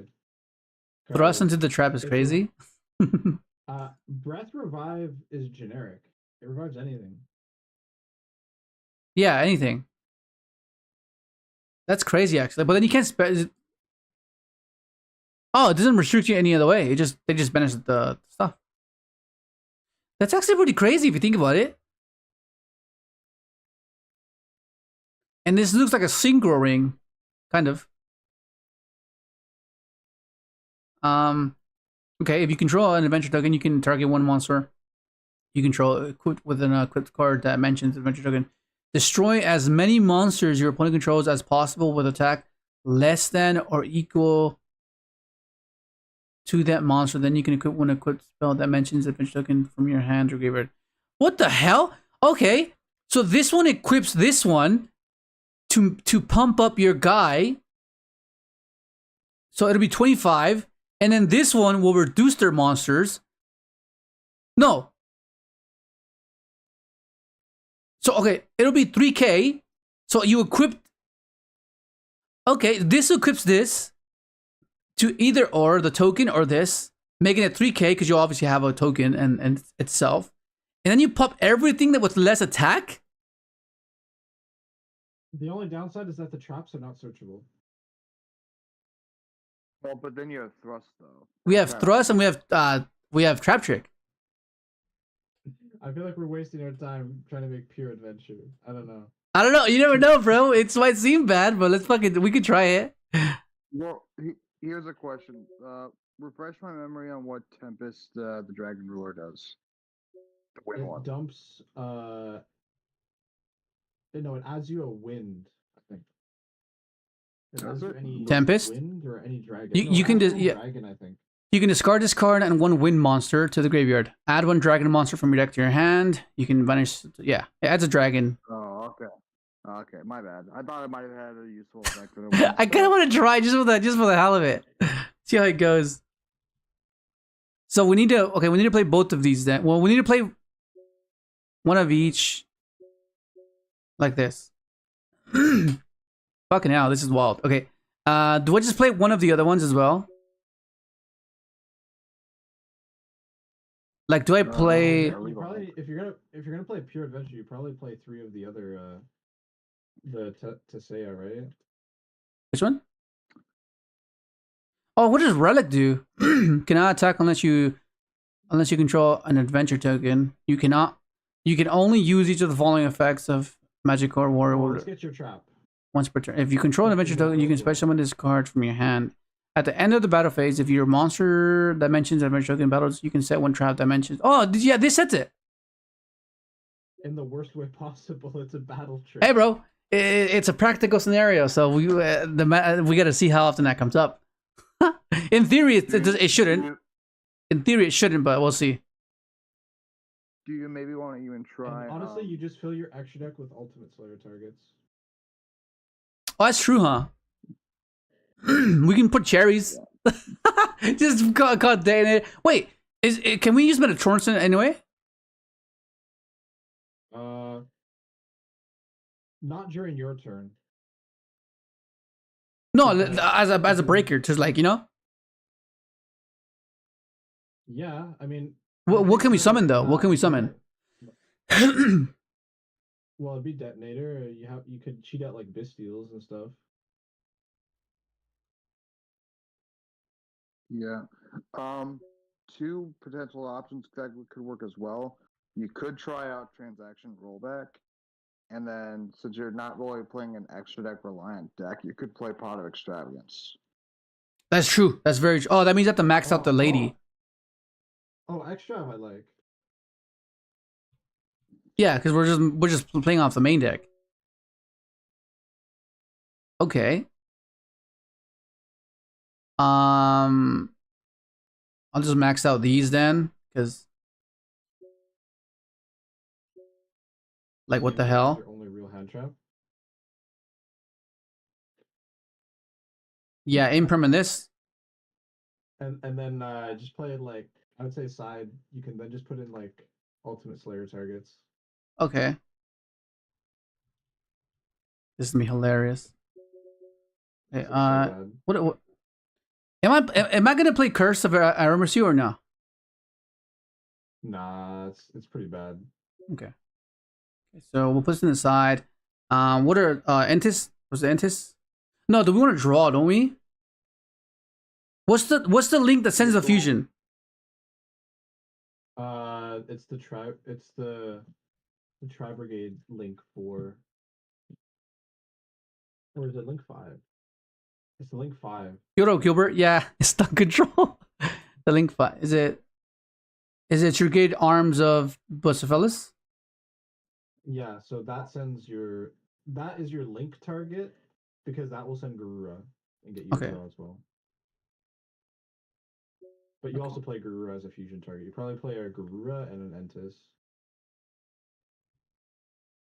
And then you play an Aggregator for Xyz targets. Yeah. What's that? Think level 7 Synchro Wind monster. I think it's an Agnister or something. Yeah. Oh, Pegasus. Pegasus. Pegasus. Okay. I need Entis though for sure. Wait, what's the fusion out there? What fuses? Huh? What fuses? Brandon. Fiendsmith. Oh yeah, Fiendsmith. Azamina. Right. Okay. Yeah. Yeah, Azamina White Force is another deck you can have. So. Okay. So what do we? What's the name of that? Elder. Is it Elder? Elder and. Elder Entity Entis. Okay. So I feel like I. Yo, you think they could unbend Norden? Bruh. No. Lancia. Chaos. Are you not gonna put a synchro target? Oh shit, you're right. Who am I putting? The best one is either Wind Pegasus or Malong. I think Malong is better. Is this one bounces right away? No. Yeah. So Yeah. Malong is better, I think. Yeah. Okay, let's get rid of an SP, I guess. Wait, actually, I think I need a link spider so I can make an SP. No. Yeah, probably. But Uh, you'll have one card that generates you a token, which is my only concern. Yeah, which is why I was thinking about the other thing, because the what's the name of the thing that we just What the fuck are you building? what up acceleration? You probably play one curse then if you can find a way to fit it in. Yeah. This is Leo's logic. He wants to not have to think for a match. Featherstorm. I like that. Oh yeah, I'll play one. Just got one talents or something, I guess. Yeah, I'll cut talents. And then put one curse. This is crazy, man. Actually, do I even need this reborns? Yeah, this reborns are guys. Okay. And then Because we don't really care for Dweller, right? We don't really care for Dweller. Like, wait, you can No. you can play. I'm just noticing you can play Shifter. oh, we could. Oh, can we? Yeah, we could, huh? Like, you low-key could. It's the kind of thing. It's like, oh, that's how. That's if you have a way to Shifter, force the opponent to pass, and then get access to the level 4 guy that sets your trap. You can have him swing in, so by the time Shifter wears off, you have the trap ready. Okay. As an idea. Let's try that. Okay, what am I cutting though? Or do we just don't care? Just fucking put it in. You would side it. You do not main deck that. Okay. Main deck it. Okay, and then last cards. What is it? Draw? Okay. Fucking awesome. I kind of want to like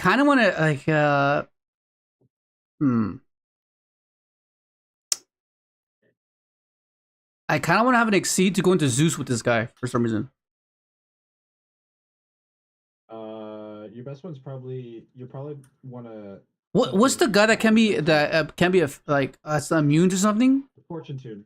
Yeah. Fortune Tune. Oh my god, not again! That's so fucked. Okay, sorry guys, this stream is not gonna have timestamps. Fuck it. Ah, shit. Or instead, you play Totem Bird. Yeah, Totem Bird's a think- wing beat, isn't it? Yeah, Okay. and it's a spell trap negate. Yeah, I think Totem Bird's the play. Totem Bird? Okay, yeah. So we'll cut one of this. And we'll cut.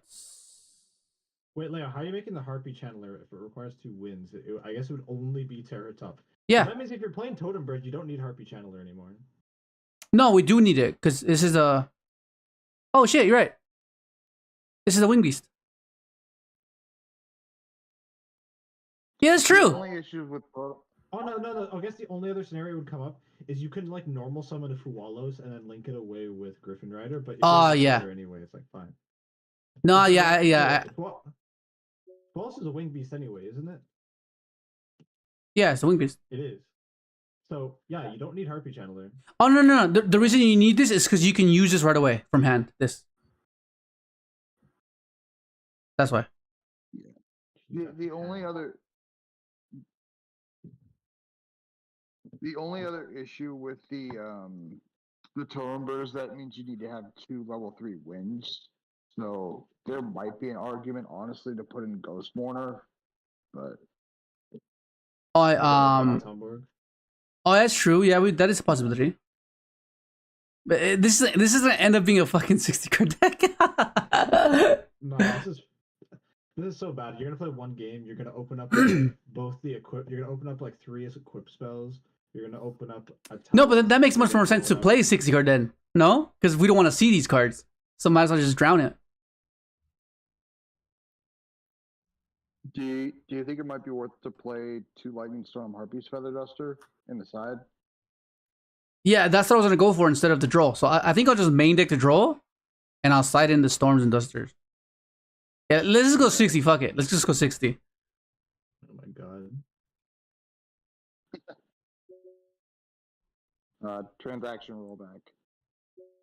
Enforce burial goods. Ash is kind of low impact. We don't really care for Ash. Like we don't like Charmy's not gonna affect us at all. So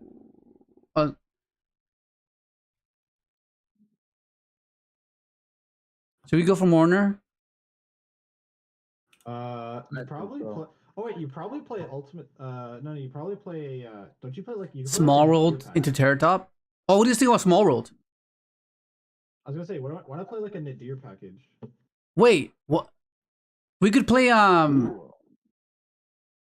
Nadir package. Yeah, you're not really like Wait. using the extra deck per se, right? No, but we could. Unicorn's a wind. It's the only wind though. It can turn into that. It's a wind psychic, so it doesn't work with Feather Duster. No, she just needs wins. Wait, hang on. What's the? Isn't there like a rank 7 like Harpy's Pet Dragon thing or something like that? That's really bad. Yeah, I'll do this. Let's do that. Okay. Actually, it might just be the other way around. Like that. This is so cooked. This is so fucking cooked. Okay, it's not meant to be serious. I almost argue you play 3 Unicorn instead of 3 Fenrir, but... Huh? I think you max out Unicorn instead of Fenrir. Okay. Oh my god, this is gonna be so bad. Okay, well, let's see. Fuck, I'm gonna tank my fucking rating. That's gonna be annoying. My question is, what happened before you entered the deck edit screen? Who hurt you? No, so we were just going off of the... I have so many questions. I don't even know. I think, no, because we were just... Draco Sack? You don't need Draco Sack. I mean, we could make it because of the 7s that we play with Adventure, and we have... Just remember, you're playing Extrav. You're playing Extrav. So yeah, but we're not always gonna see Extrav. You know what I mean? Like the times where we don't see it. Because that means that gives us access to Chirpini as well, which means it gives us access to... You know what I mean? That's a good point.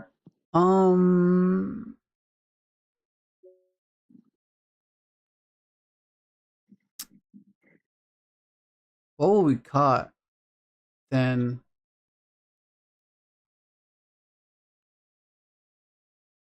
Huh. Well, okay, let's just try this. Let's just try to see how it goes. You're not playing Melotronus. You don't actually need Detonator in your extra deck. Right, okay, yeah. Take a sec. Oh, wait, we forgot to put fucking Zeus. That's the whole reason we played Totem Bird. Oh, no. Well, Totem Bird, I was just saying, like, you just end on Totem Bird. Okay. If you're going to put Zeus, you need to put Fortune Tune and Downward Magician. Okay, what am I cutting out? I think it's fine if I just play one of each. Should be fine. So... Just say stuff it, you know? Yeah. It is what it is. Okay, so... And Fortune Tune?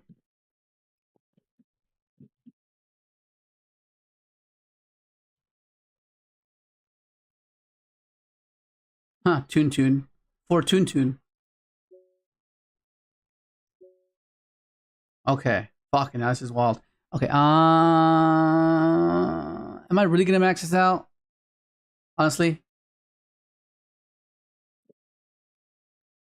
It's up to you. Let me think. You could cut it down to 2 and then you could cut it down to 2 and then just... Like, I don't have to play Trap Trick. Like, Trap Trick's for the Storm, for the Feather Storm, I guess it's... Yeah, I guess, but like... I think I would have wanted him I think I would want more generic things. I would probably want to max this out instead. So you probably just play one of each trap then, and then just... Yeah, let's do that. We'll play one of each trap. Cut this. We'll max this. Because thrust can set either as well. When I play, there's also trap tracks. Nah, that's just treatment to pop. Nah. I think we just need what else do we need? I don't feel comfortable playing Nibiru because of this. Yeah, so no, but Kevin's saying why not Small World? You gonna play Small World? Or is that too depleting? No, You think? that's too much. Your deck already doesn't do much. You kind of need every card. Yeah. I was gonna say if you can fit in the Deer Servant package because that just feels really good. Like, just play 3 Nadir, 1 Maximus or something. Just thinking.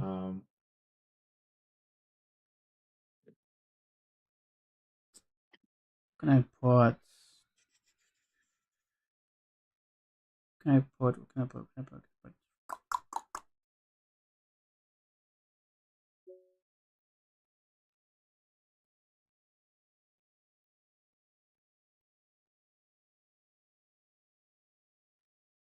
mean, I could put just fill it up with cast field spell because that'll increase our attack of our guy, right? Which means the discharge will be better that way.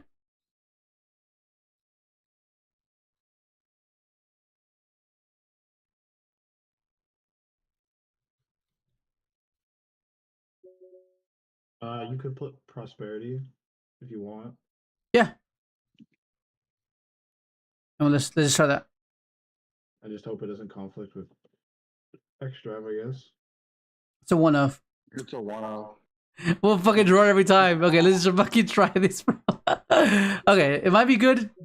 Okay, this is gonna tank my fucking thing, but fucking hell, we are bored. Okay, let's see. This is so bad. Oh my god. Okay, let's do it.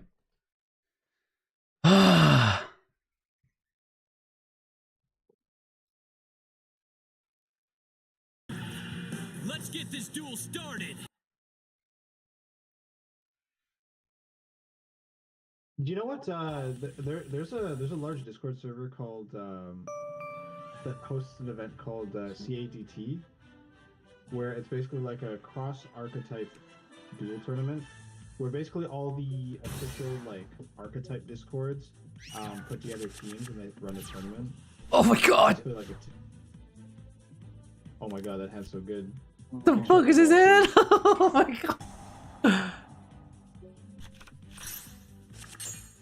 Oh, it's not good. What the fuck do we banish? Okay, fair enough. Well, this hand is Fenrir Pass.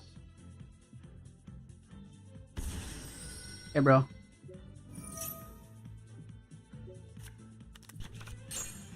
Okay, I can equip. And what does this do? It makes my guys stronger. I mean, what I could do, I could go for the. Never mind.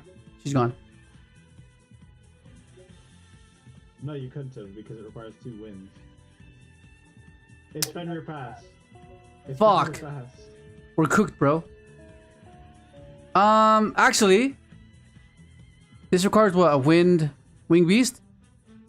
This is a fucking spellcaster. What the fuck? This looks like a bird, bro.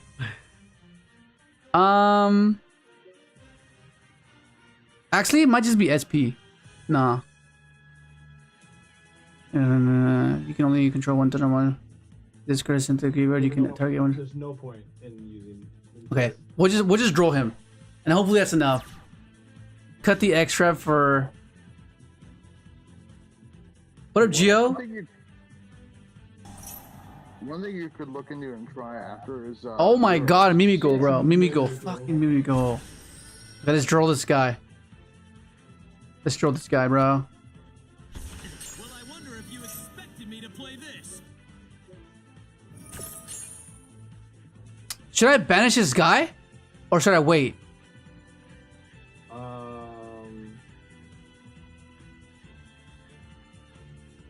Fair kind of want. What could he else would he have here? So he has a normal summon, so that's the problem. So I guess not. He'd probably just leave it. I think I wait for the exceed. We'll wait for the exceed, and we'll balance the exceed. Because that's ignition, Yeah, right?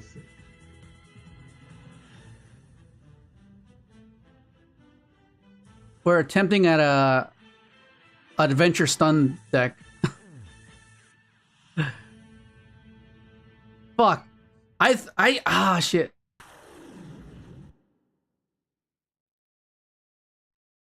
Oh, so he just makes it here.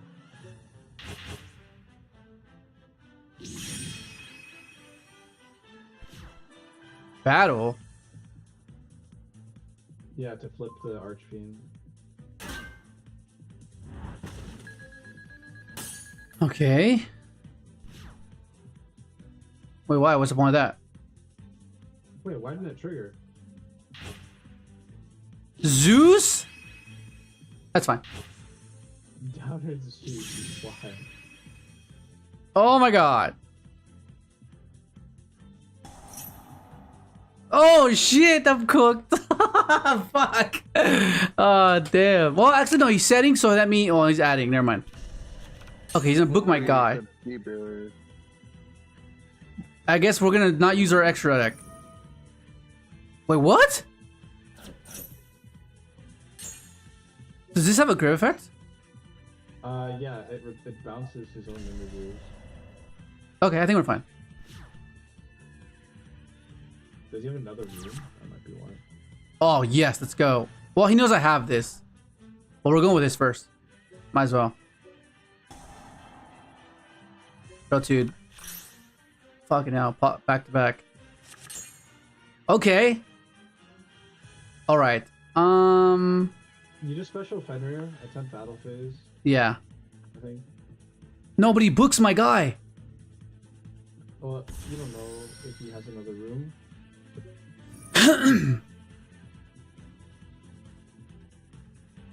I'll let him think that I don't have any other target but Fenrir.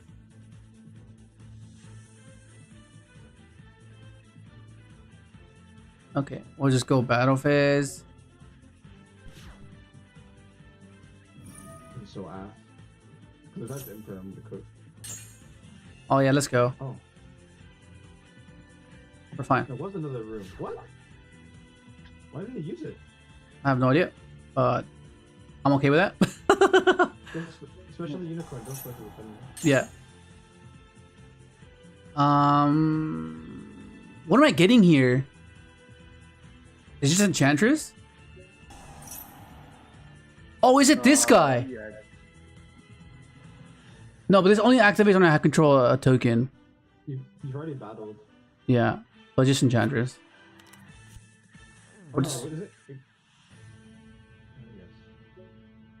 Yes. Yeah, and then you can bounce the Zeus back to the extra deck too. Yeah.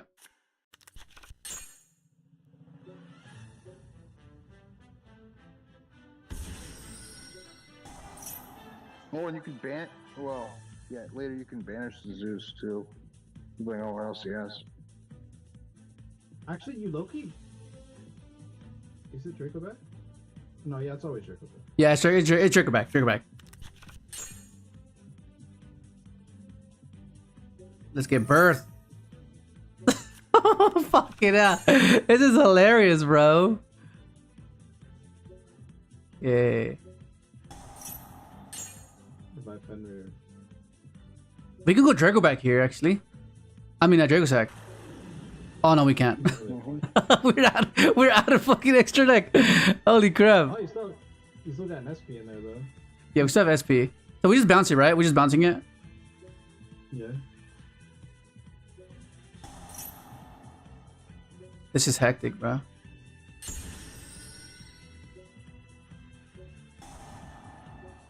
I want the trap though. Let's reborn. Do you think he has nib, bro? Adventure cash with 20 bricks. I know. You could actually make your SP.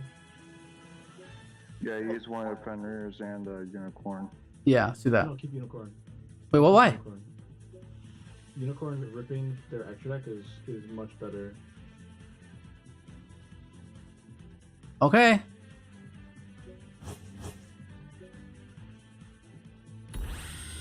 Let's make. Wait. Because What does this field spell do again? Once you control, could do sort of unaffected by opponent card effects. Once per turn, when your opponent, when your magic controls a monster or you can draw a card. Once per turn, you can make. Once per turn, your main phase. Okay, no, so yeah, I can use. You might as well just use the cash first.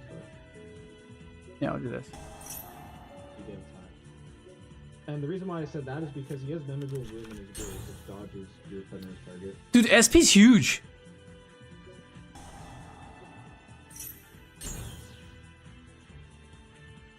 I mean, And then you could equip you equip the other one. oh, I can equip it and then you'll see. Equip to your SP. Equip to your SP. Yeah.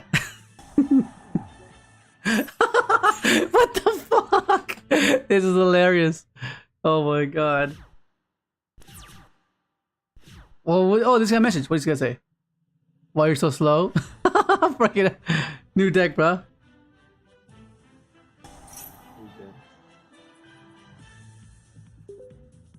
Evenly. No fucking way! We're so fucking dead. We'll dodge. Let's get out of here. Get out of here, SP. Well, Oh, I can manage I can manage this. which means you get to keep something. Yeah, I'll get rid of this Your unicorn. and this. So we'll manage 1, 2. I guess we'll keep unicorn, huh? Yeah, we'll keep unicorn. That was close. Holy shit.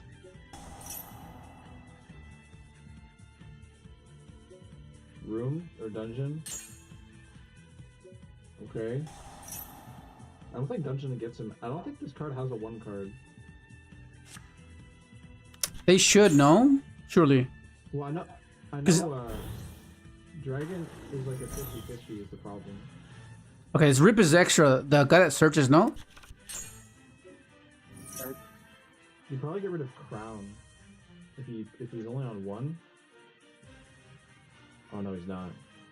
Well, you might as well rip the giant, no? the one of the giant, yeah.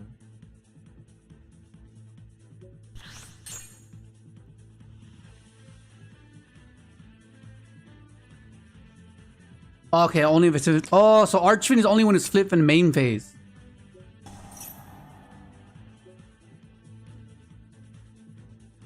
All right, 50-50.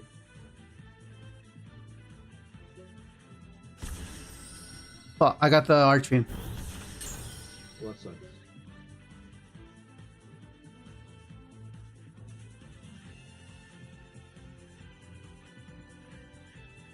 Okay, well we're getting SP next turn. Aggregate is cooked. Doesn't do anything for us. Wait, you don't have 2 level 9s? I don't have 2 level 9s.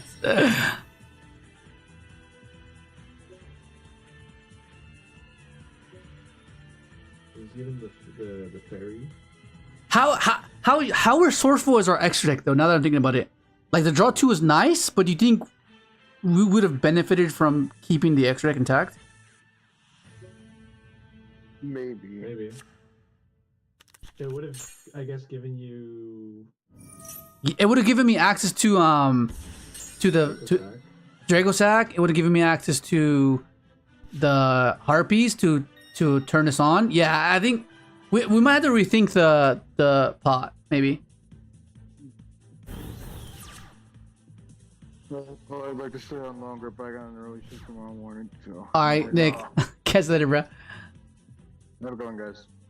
Okay, let's see.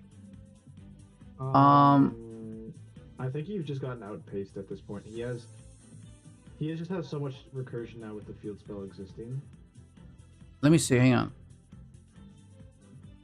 Is this? Unironically, you could tribute set. Yeah, that's what I'm thinking of doing. Tribute set.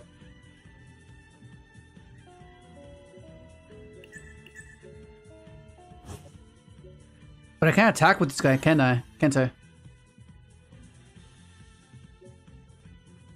Oh yeah, you can't. No, it's only during the same turn I think that they're summoned. So I think you still can attack, right? Maybe go motion control or no more summons for this turn. Oh, this turn. Any player who's faced the monster cannot no more summoners nor declare attack with monster they were special in this. Oh, you know, yeah, no, I could attack. Okay, I can just activate this.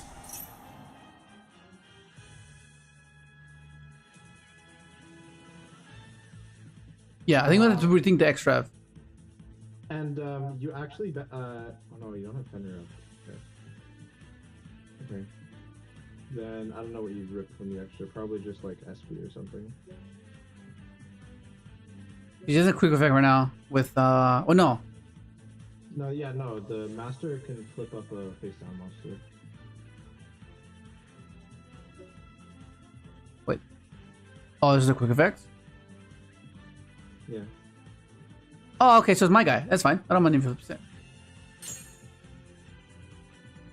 Okay, let's go battle. Run over this guy right here.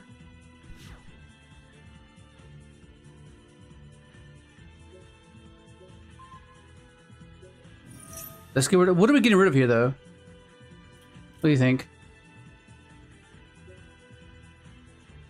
The other throne, maybe?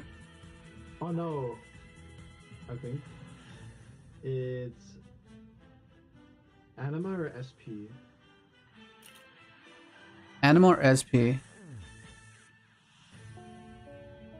Well, I can dodge. I can dodge an Anima attempt, so you know I don't really mind that one. I'll get rid of the other memeghoul guy. You could make another Zeus, but Okay. Oh my god, this guy. Daniel 51. What's this guy ranking? I mean, you should be high ranking.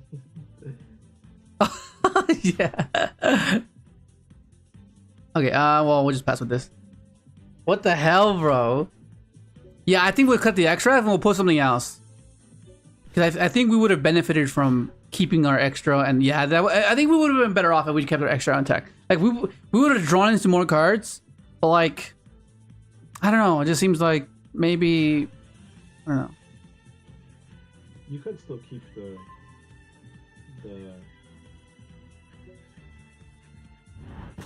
like, I still... off, I guess.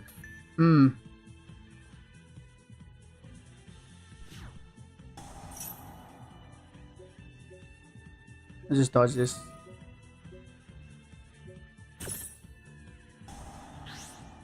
He bounces it though with the room. Okay, it's fine.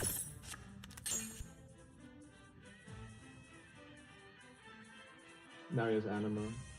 Rip.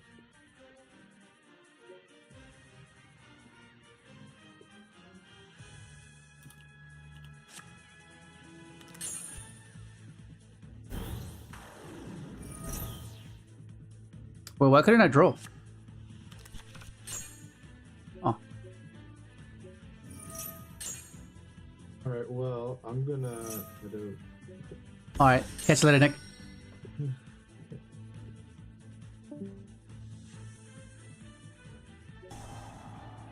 What the fuck? Okay.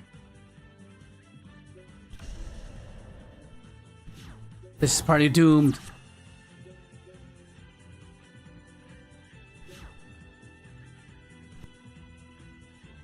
Yeah, no, this is doomed. I'm gonna try. Let's try again. So that was game one. That was game one. It's fine. It's fine. I'll put this in. Yeah, I think we might cut the extras, and then we'll fix this extra deck. I think it'll be better. Yeah. He's on evenly though.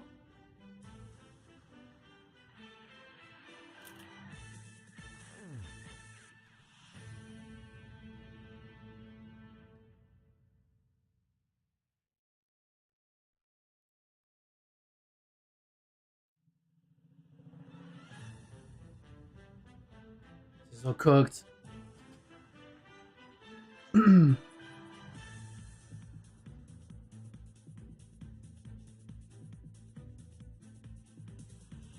This guy's hard toxic though.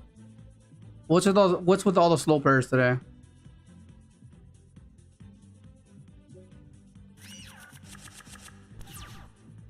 Yes! Yes! Go! Okay.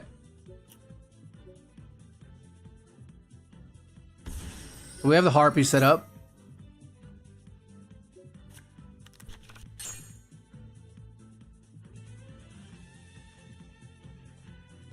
This is hectic. Oh, okay.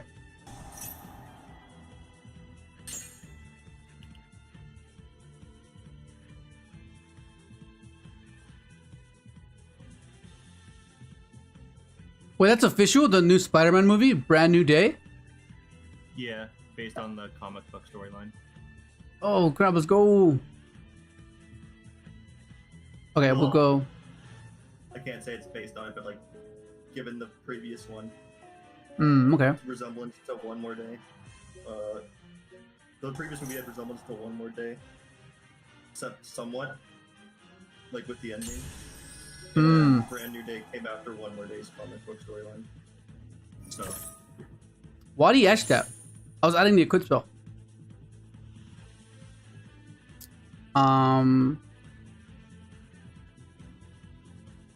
Actually, I don't want to discard any of these. I mean, I could use this now.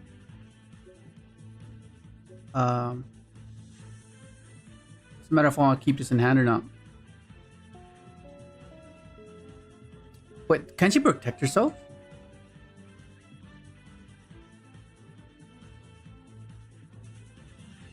Oh, right, yeah. I can, okay, that makes sense. I feel like maybe I just discard this. Yeah, okay, let's just do this. You know what I played against earlier yesterday? Fucking Naturia. Naturia. His ash is gone. I don't want to let him know that I have this. I'll just keep this. We'll do this.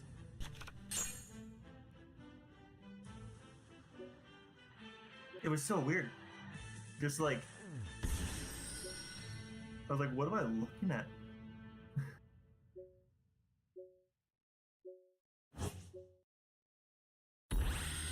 I'll keep these in hand. I can use this, and I want to equip. And I don't want to play into a Nibiru, so we'll do that.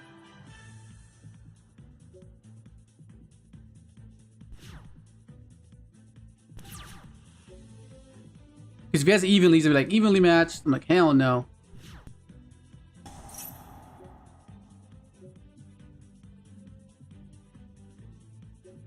We'll go effect of this. And we'll do this. See you, buddy.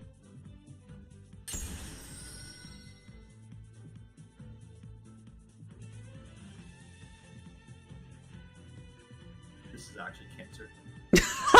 Bro. Oh my god.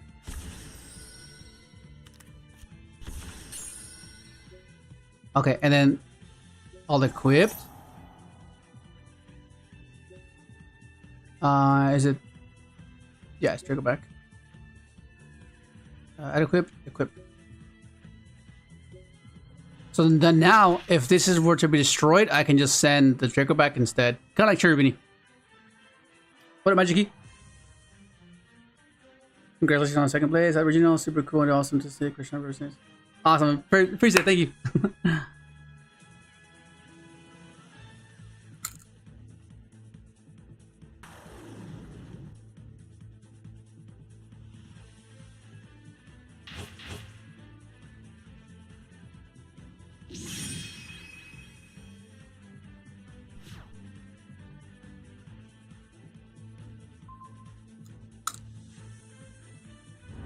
Oh, he's going for a Zeus line.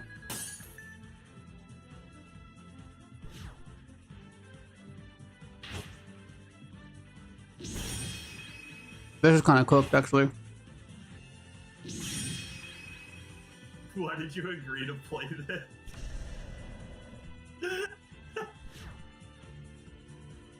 What the? Oh my god.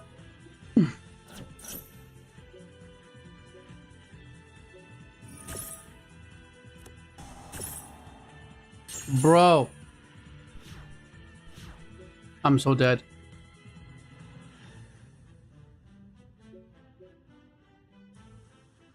Well. Christ, dude.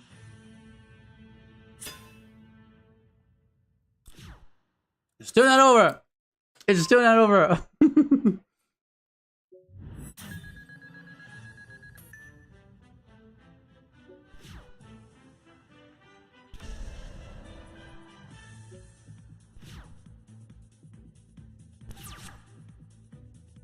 Oh my god.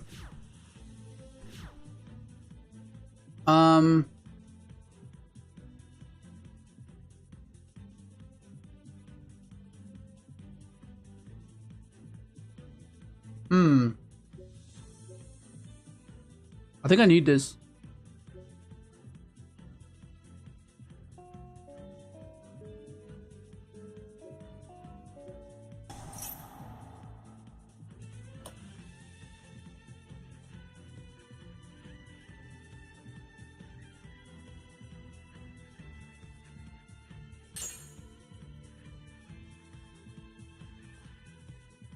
Just pass. Yeah, it's pretty much over. Why did you make Totem Bird? I wanted to keep the Storm live from hand.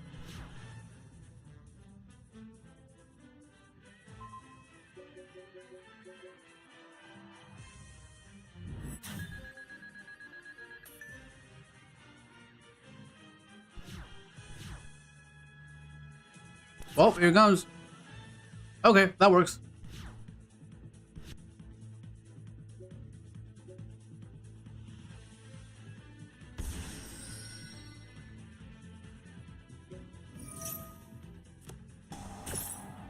That does not work.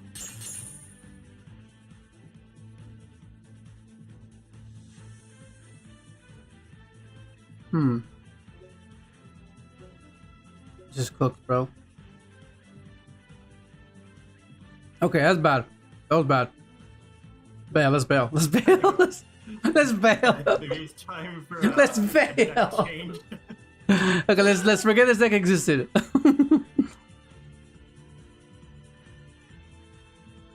I'm just saying, I loaded in here and I saw that deck and I'm just like, what is going on? Yeah, no, I think we cut the extras. We cut this. It's like his villain arc or something. What the hell is happening? I need a Typhoon in here for sure. Bro willingly went to play a deck with extravagance. What else can we play here? Deck. Oh no. I don't think what else can play.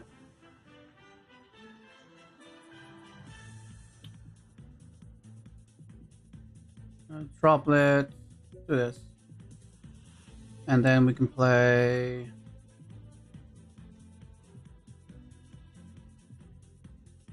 Down. Okay, we'll try one more time, but without the extras this time. No. Redemption here. You could always play Desires. No joking. I think you better play like Letter Beast. Oh yeah. Probably. You're probably better off playing Synchron at that point. Yeah, it's true. It's at 235. That's already saying something. Okay, one more time. Let's try again.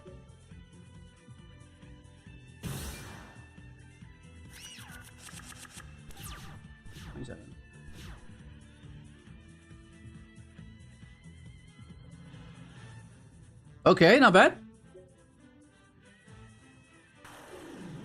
Fuck, okay. Oh, memeghoul. I ogred this one time. At the yeah, this is how I won my memeghoul matchup. I ogred this guy. It was insane.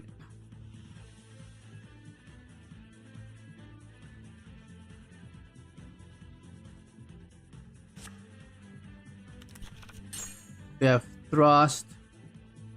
I think we might be okay. Because this would have been extra, which cuts me off from the extra deck.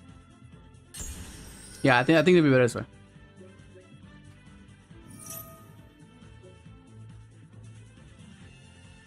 And I ogre this guy as well. In a different game. And it was pretty insane.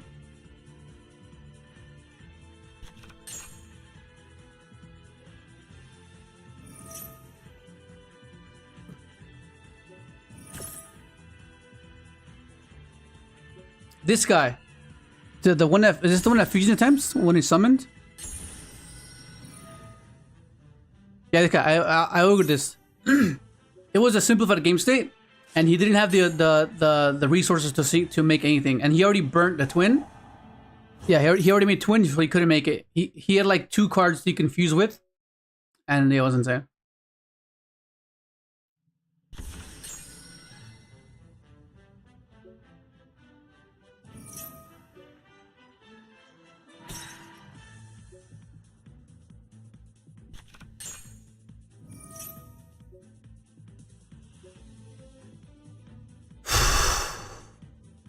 Worst case scenario, I can pivot with this guy's into a Draco sack.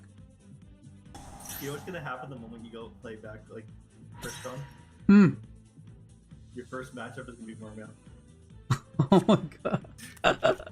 That's exactly what's gonna happen. Bro.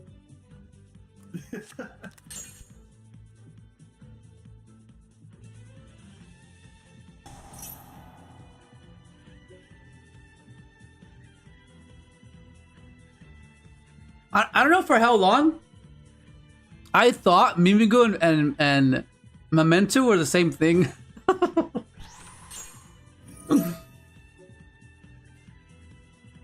Is it like a troll naming them memes? Memento are just like retrains of like old cards, I think. Like they're just like old vanillas, like the main monsters. Yeah. Yeah.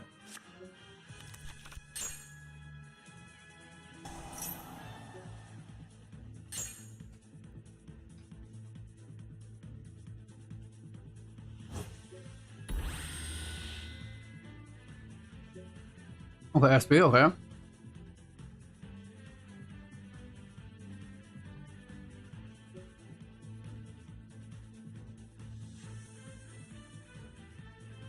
Billy Bob.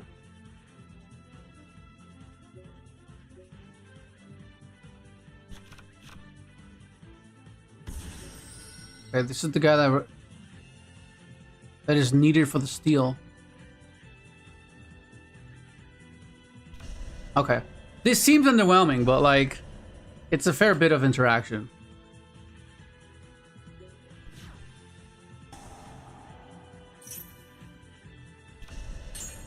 That's crazy.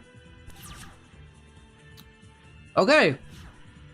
I don't mind this.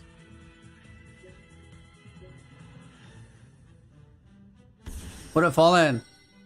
Stop the cap.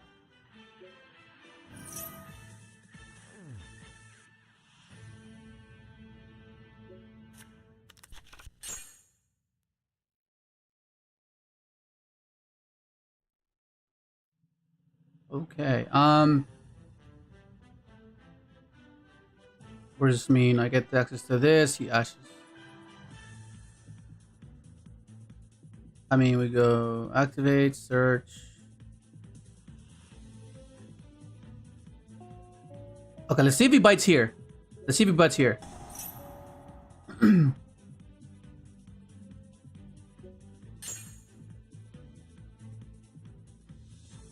Okay, search. Alrighty then. Okay, so then now I gotta read these cards again. If you control an adventure token, you can special summon this card from your hand. You can review one card in your hand. Dimensions, adventure token, add one field spell, dimensions. I think it might be this. So I already have that. I can go for this as well. Can I be? Yeah.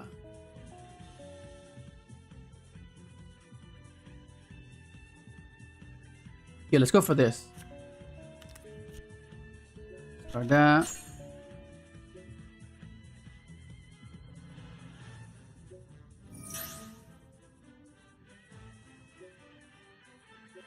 Okay, because we have droplets to stop the nuke.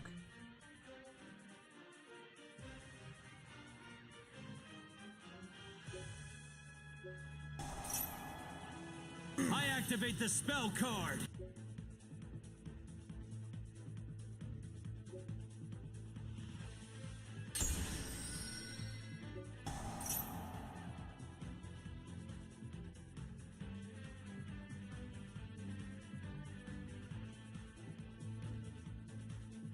Is this not a quick effect?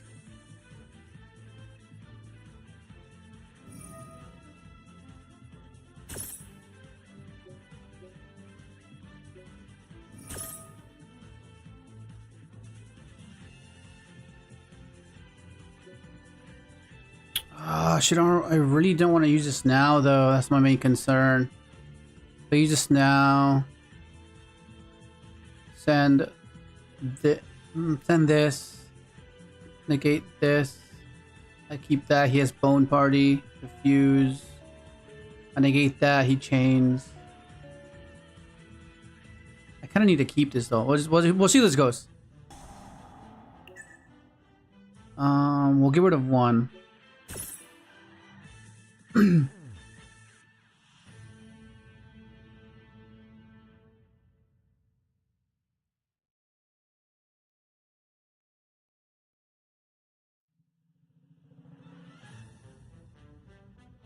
Okay.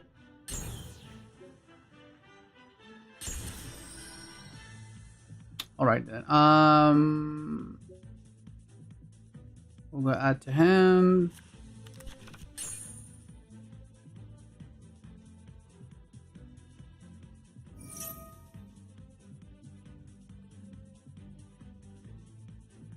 And a graveyard. That's fine, I guess.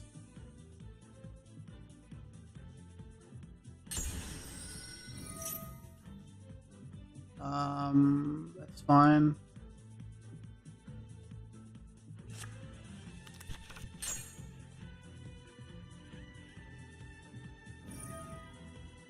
Is that a steal? I guess that's fine. Yeah, I'll try to negate.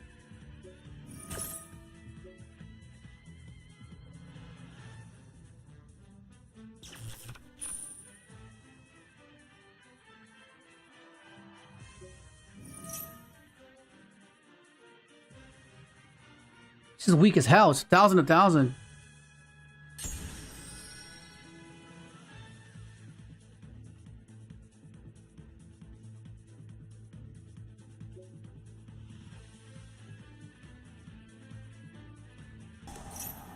Okay. And he makes the fusion, right? Oh no, so he's summoning? From control, take one monster from protect your hands. That's your hands. By summon it. Nice position. Okay, so he's gonna try to fusion attempt with that one guy. Okay.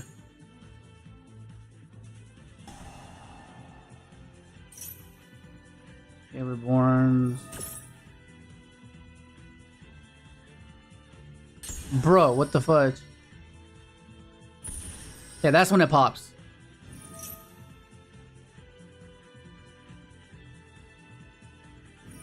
Okay, so now my attempt is to end up on a Zeus line. Hopefully draw something with this guy.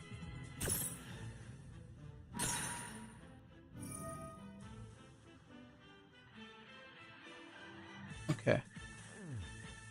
I need a Fenrir here off of this draw. Well, I need to go tactics to draw 2 and then... Well, let's see if he has an Ash. If he has an Ash, we're kind of cooked.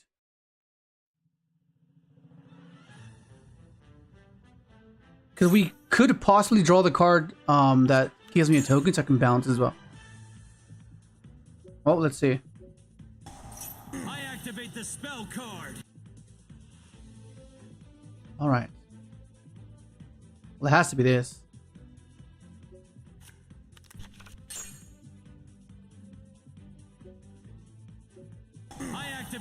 spell card. Oh, come on.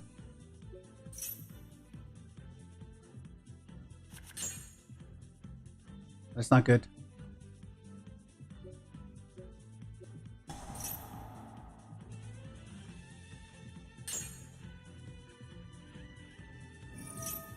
Specials.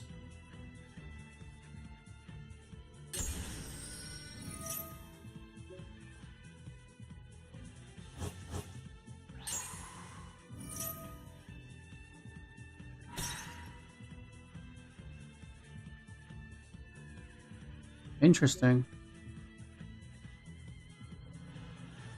All right.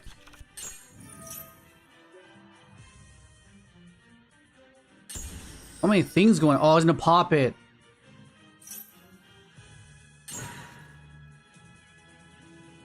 Well, let's just go next. I mean, I guess I can go for this. We will cut. We're going first. Let's cut the follows. And hopefully, this should be enough. Should have negated the big guy. I mean, he had imperm anyways, or he had, yeah. Yeah, it didn't matter at that point. It's just a matter of now him making a mistake.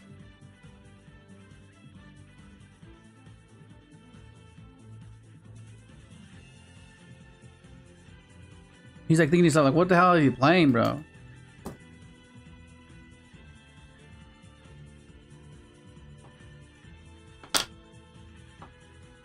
Okay.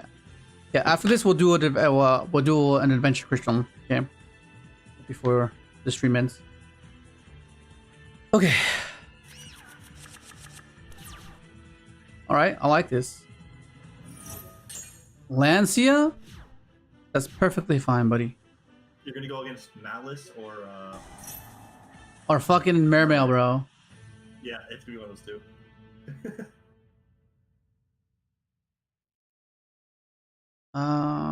We'll go for this.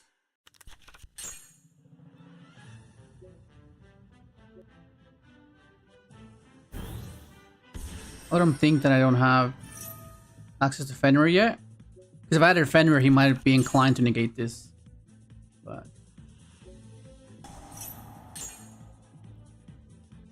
we'll go normal summon. Yeah. And we have a Drago sack line, which is nice. And we have access to Harpies, which is crazy. And we can revive as well, which is really nice.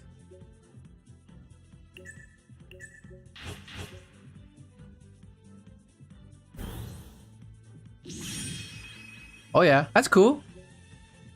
Special summon 2 Mecha Phantomies tokens. That's Fenrir.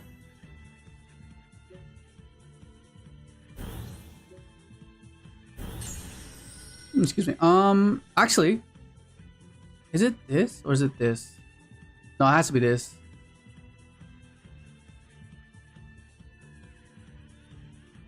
That just sends Enchantress, which does nothing for me, so it has to be this.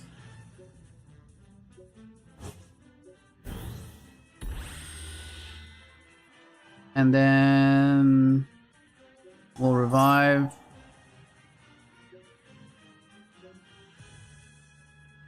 Defense. And it should be fine. Because then if a harvest card you control would be destroyed by a battle card effect, you can destroy one spell trap instead. I was like, yeah, I could just send the field spell to protect this if you try to run it over. And we just keep it in hand so you use it from hand. Yeah. With draw as well? Pretty good.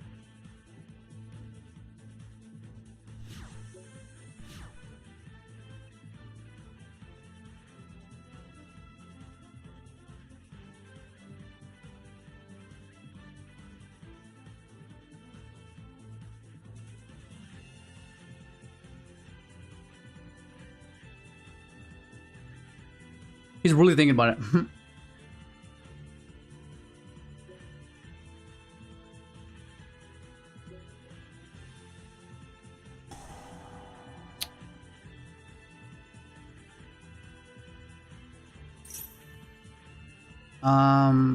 We'll do this now.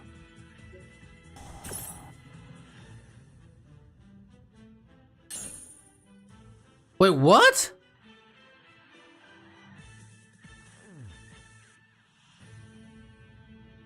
This only gets monster effects. I thought it was anything. That's fucking cooked. Man, this card sucks. I thought it was better than it was. If you control it, they get any effect, monster effects.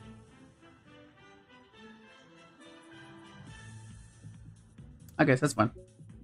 Still one. Okay, well. Alright, so we're putting in the shifter, the back row hate, and of course, what are we cutting? We'll cut this. Not that great. I feel like if they saw your deck list, they would not scoop. Yeah, they'd be like, what the fuck, bro? Like, because I'm pretty sure he thinks you're on like Adventure Cash or something. Yeah. I guess I And played then, this. if he saw this list, he probably would have been like, alright, pass. I mean it's this as well, actually, so it's 9. I'm not sure how good Droll is versus them. We'll just do this. And do this. Do that. Hopefully this is good. If we can win this one, that'd be crazy. Oh, follows. Nice.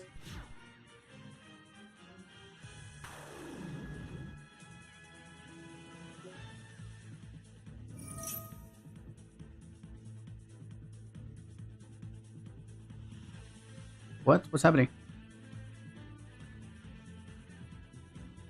Okay. So destroy and then add. Okay.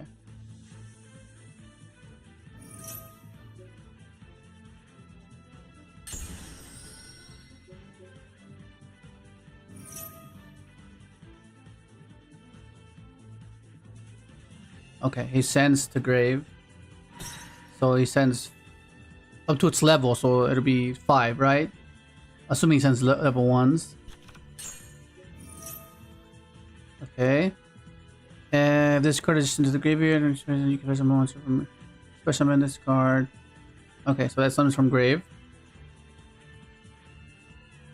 Okay. If this card number is for something, you can add target elements of graveyard. Add it to your hand. Okay. I need to get some draws off of this. So let's try to do that. Okay, let's do that.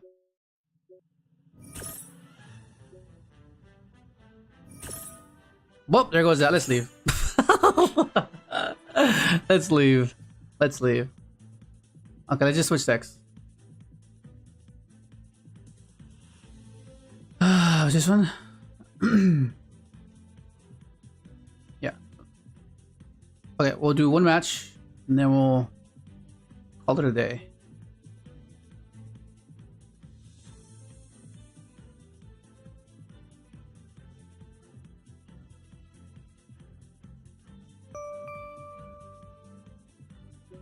$255. Come on. 255.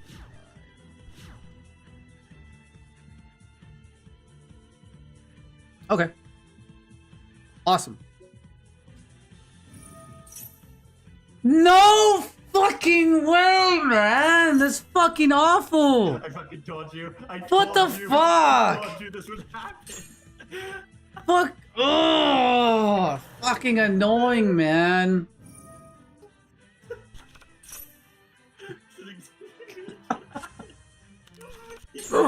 That is fucking cooked.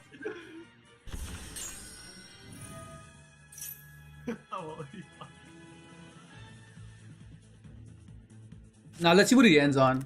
Because we have droplet, and you can discard both Smigers, and then we can find a way to push through.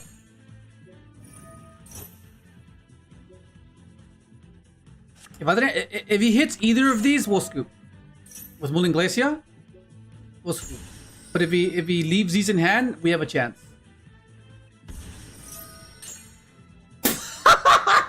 god!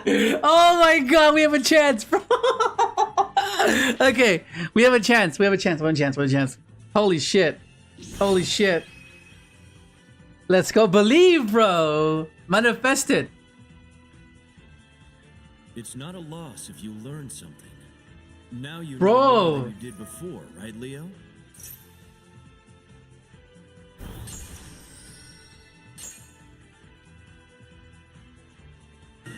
My arm's glowing.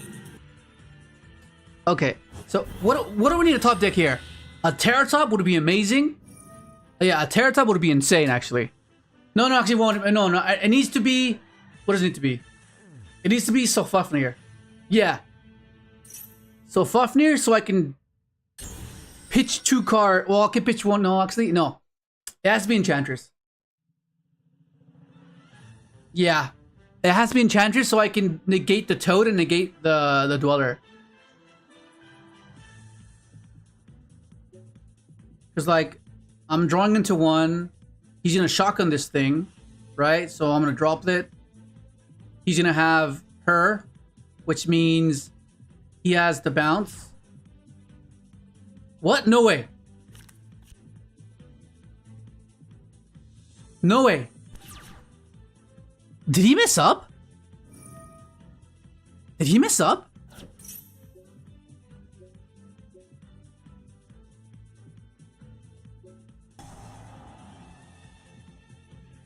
Okay, what am I? What am I? What does this do? Let me just read her again, because she's the one that I'm concerned about. During your opponent's turn, quick effect, you can banish this card from your hand, from your graveyard, and discard 1 card to the graveyard, draw 1 card. Okay, so he's discarding a card. Banish this card. Okay, what does he do?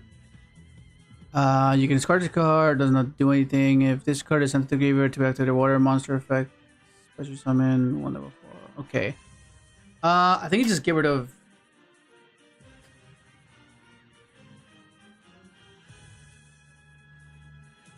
What am I getting rid of? I'll get rid of this now. Yeah.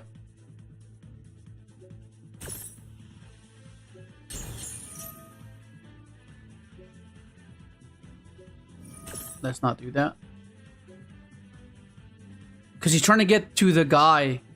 Actually, you know what? I should have ashed this now that I'm thinking about it. Yeah, so you won't be able to... Oh yeah, I kind of messed up.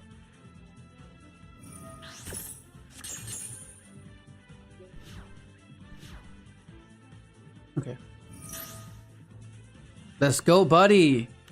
Kevin, what'd you say, bro? What'd you say? What did Kevin say just now? Scoop it up, bro.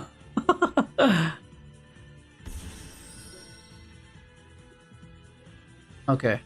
Let's start to do something here. Let's start to do something special.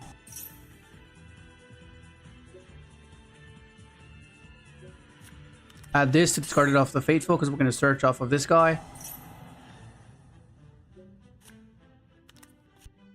Start this.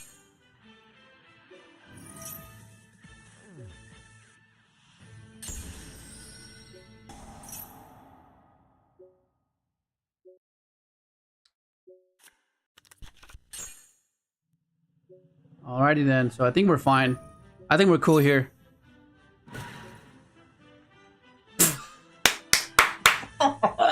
Oh my god, bro. We went against the odds, bro. Only people who have a choice worry about odds. Okay, so we'll put this is just so I can protect myself from minstrel, okay? So just be mindful of that.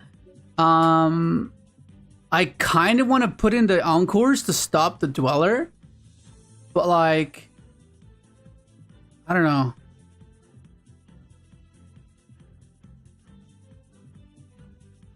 Wait, this isn't the build I took. Why? What are the bells doing here? Well. Yeah, this isn't the build I took on Saturday. This is not it. What the fuck? Shit. Playing the wrong deck list. I'm playing the wrong deck list. I'll cut one of those. Well, you're stuck with it now. Yeah, I'm stuck with it now. Cut the bells. We'll do this. Because that stops. Just stops. What's his face? Yeah, that stops. Crossout as well. Oh my god, this is awful. Holy shit, okay. Okay. Sure, I guess. He's gonna go for the minstrel, which is super annoying. Yeah, this troll's gonna be... He got majority of his searches. Kind of annoying. Yeah.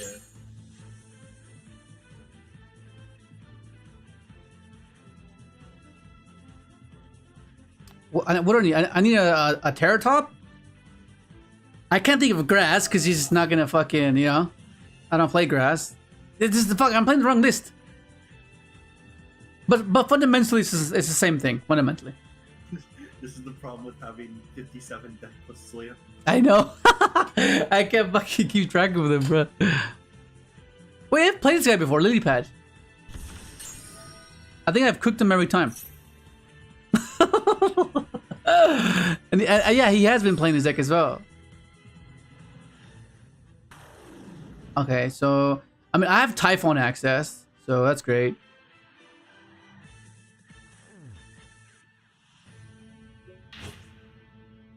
Alrighty then, Abyssgios.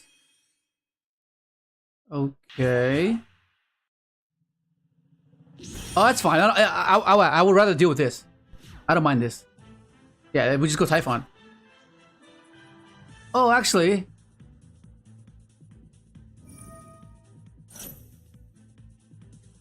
What does this guy do, anyways?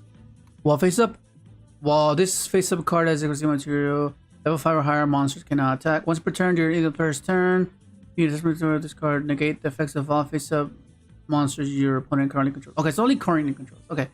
Let's see. How do I do this? Because the moment I go summon this guy. No, I know what I do. I just go into yeah, I'll go Typhon attack, bounce that. And then counter with the ogre somehow.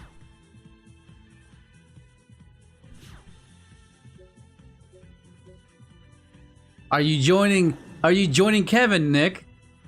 Is that what's happening here?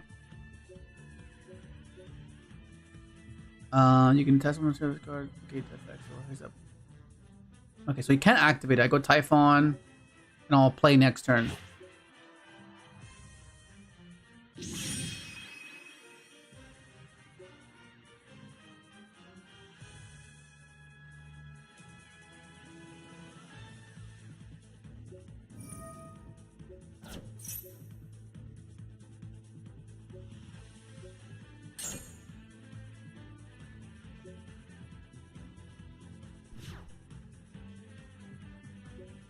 I just need to survive.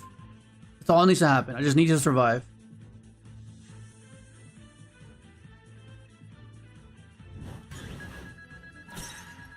Okay, cool. And then we can bluff this here. I'll bluff and he'll end phase this. He's gonna end phase this, watch.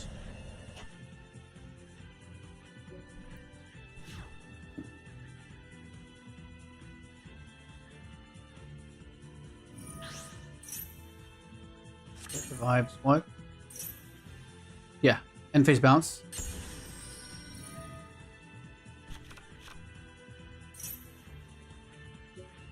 Is this whenever it's summoned? Well, you control.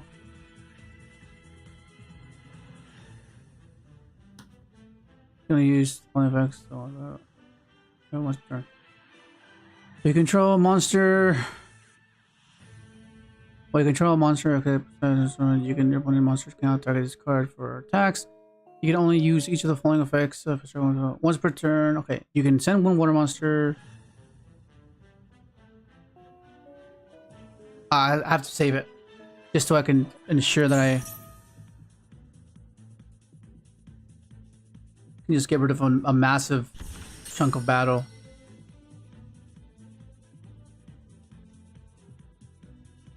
Either way, we got first game 3, so it's fine. He just has so much though. minstrel's gone, okay.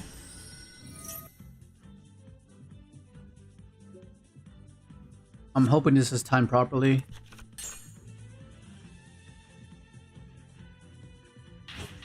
Alright, Fallen Bro, have a good night. You can do it! Well, you can only use the following effects once per turn. If this card is already summoned, you can target one of our season. Or once you get a special summon it, you can attach someone to this card, set one of this trap. Okay. Sure.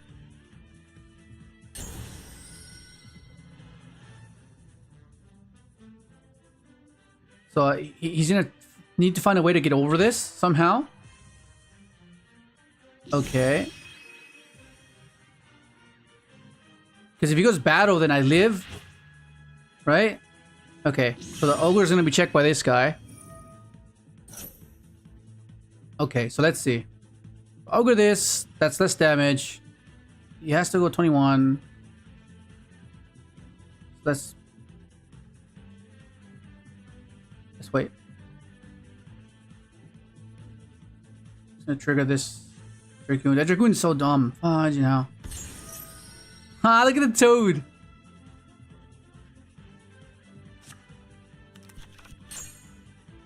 Okay, he hasn't normal summoned yet. Okay. So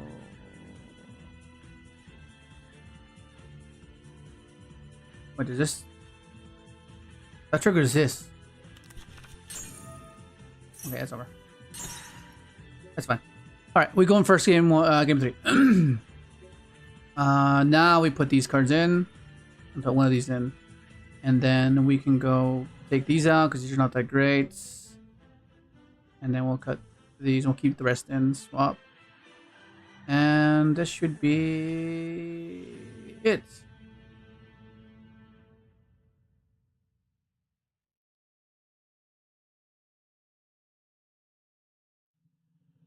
That game 1 was wild though.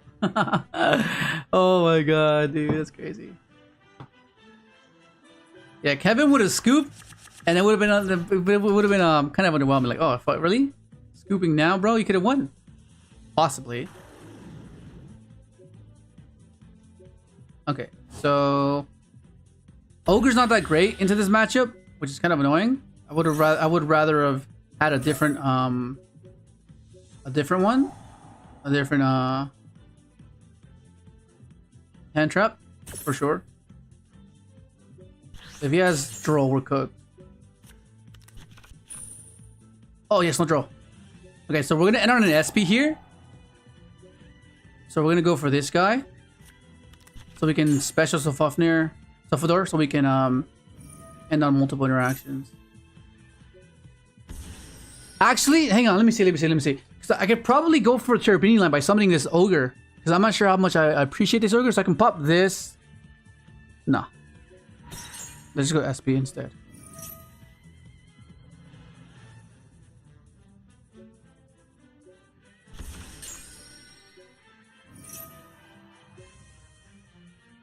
Okay, let's see. It has to be this because Smyg already searched my inclusion, so it has for sure it's this one, so I can add it back, and then it's going to be what's it going to be? No, it's not Tristaros. Might just be this, I guess, just for follow up.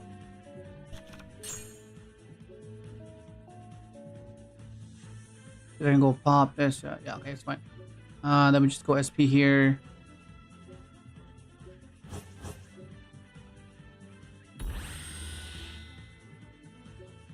Okay. Go back to this, pop this. So this way, if he has nib. Okay, he doesn't have nib. Summon this guy. I have to set up a Korean Gandrix for sure. Let's see how this goes.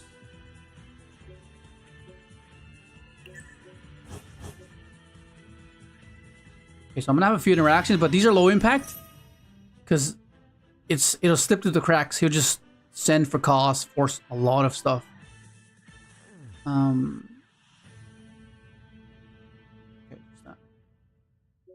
this.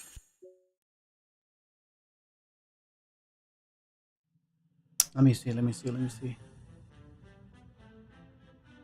Yeah, but only if you're going first, Kevin. Like, if you're going first, yeah, of course, crossout is insane. So let me go for this. This. Okay. So I feel like we need to not go for the infinity. And we just go for this, I feel. I think we keep it like this. I think because he can easily bait the infinity, which is kind of annoying. So let's we might just do this. We have access to go for this. Add this to hand. We can end on this, right? So because we can quick synchro if we needed to. Like infinity seems like, I don't know. Because otherwise I'm just left with a dragster here, and dragster's not going to do anything for me. So I'll keep this. I think the Quarren Gandalf is better. Just spot removal, right? Like it just seems a lot better. We'll keep it like this.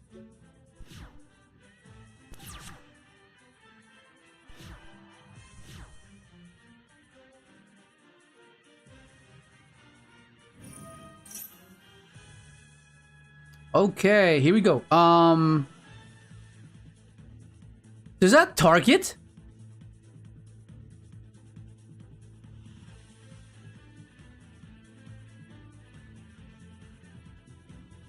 Okay, I'll just chain to it.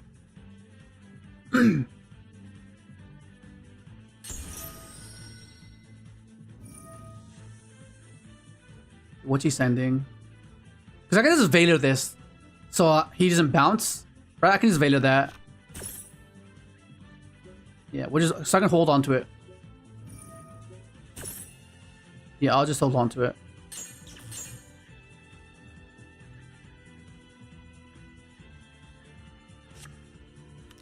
Okay. And then we'll go... That will summon... What's he summoning? Summoning Pike. Summon the other one. What I could do is just do it now. So whatever he summons will get banished by my Quarren Gandalf. Right? So... Let's see. Actually... Let's do this.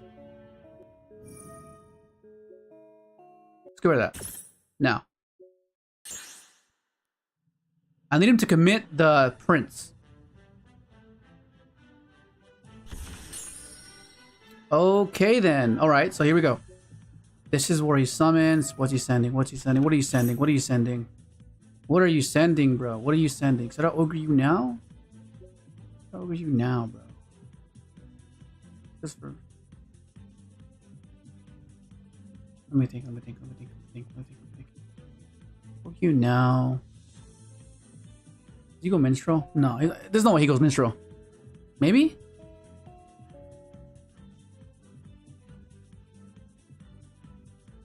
Ogre the rank 7? Alright, okay, well, let's go. Add. Okay.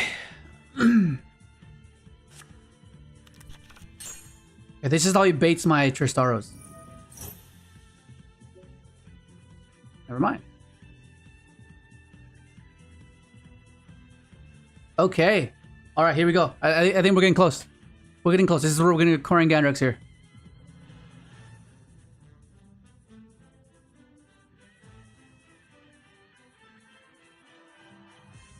We have technically 5 spot removals in groups of 3 and 2.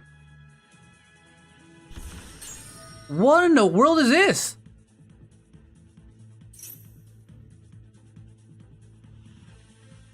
This card then becomes Ice Age. You can discard one card that's your or water monster by summon this card from your hand. Then you can summon well tokens. Okay. Yeah, we do it now.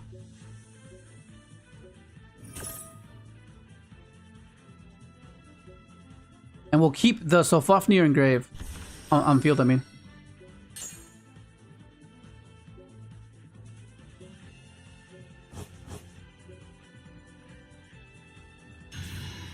Yes. Okay, and then we have a pop 2 with an ogre as well. Okay, so let's get rid of this, this, and this.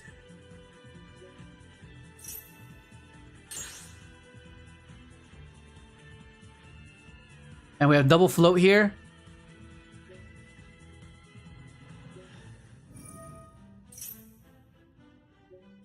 Can I use this guy?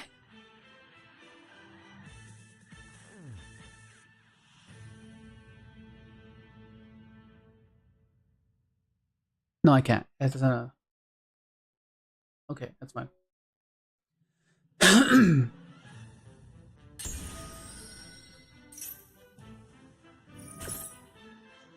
Did I ogre that? No, no. Wait for the rank 7, Kevin says. Alrighty then.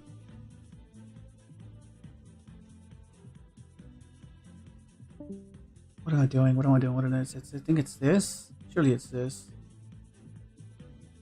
Yeah. Go defense.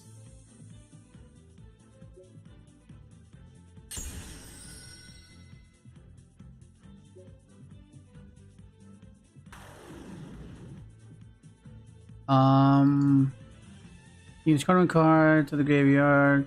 Monster you control can only become. What do I care here? Why do I care? Why do I care if it revives? I can pop this now.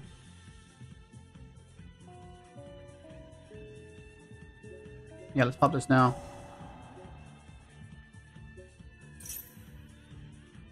Let's return this.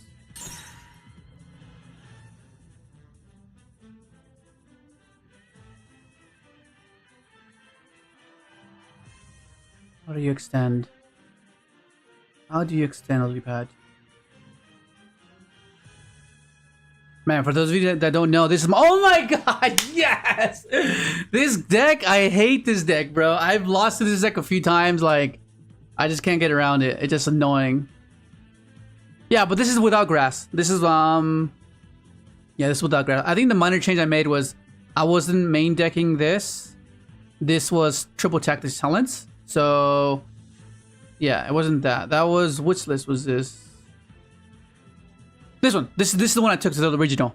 The difference is I cut one sulfador for grass, and I cut the bells for the tactics, and it was this build was much better. But the other build I was testing as well, and it was quite good because I was main decking the bells instead and sliding the crossouts. But last minute I was like, nah, let's just try and do the other way around.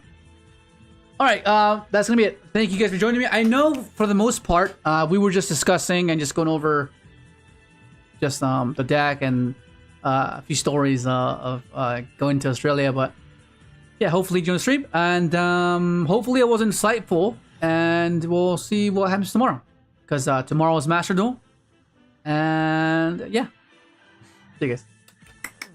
Woof.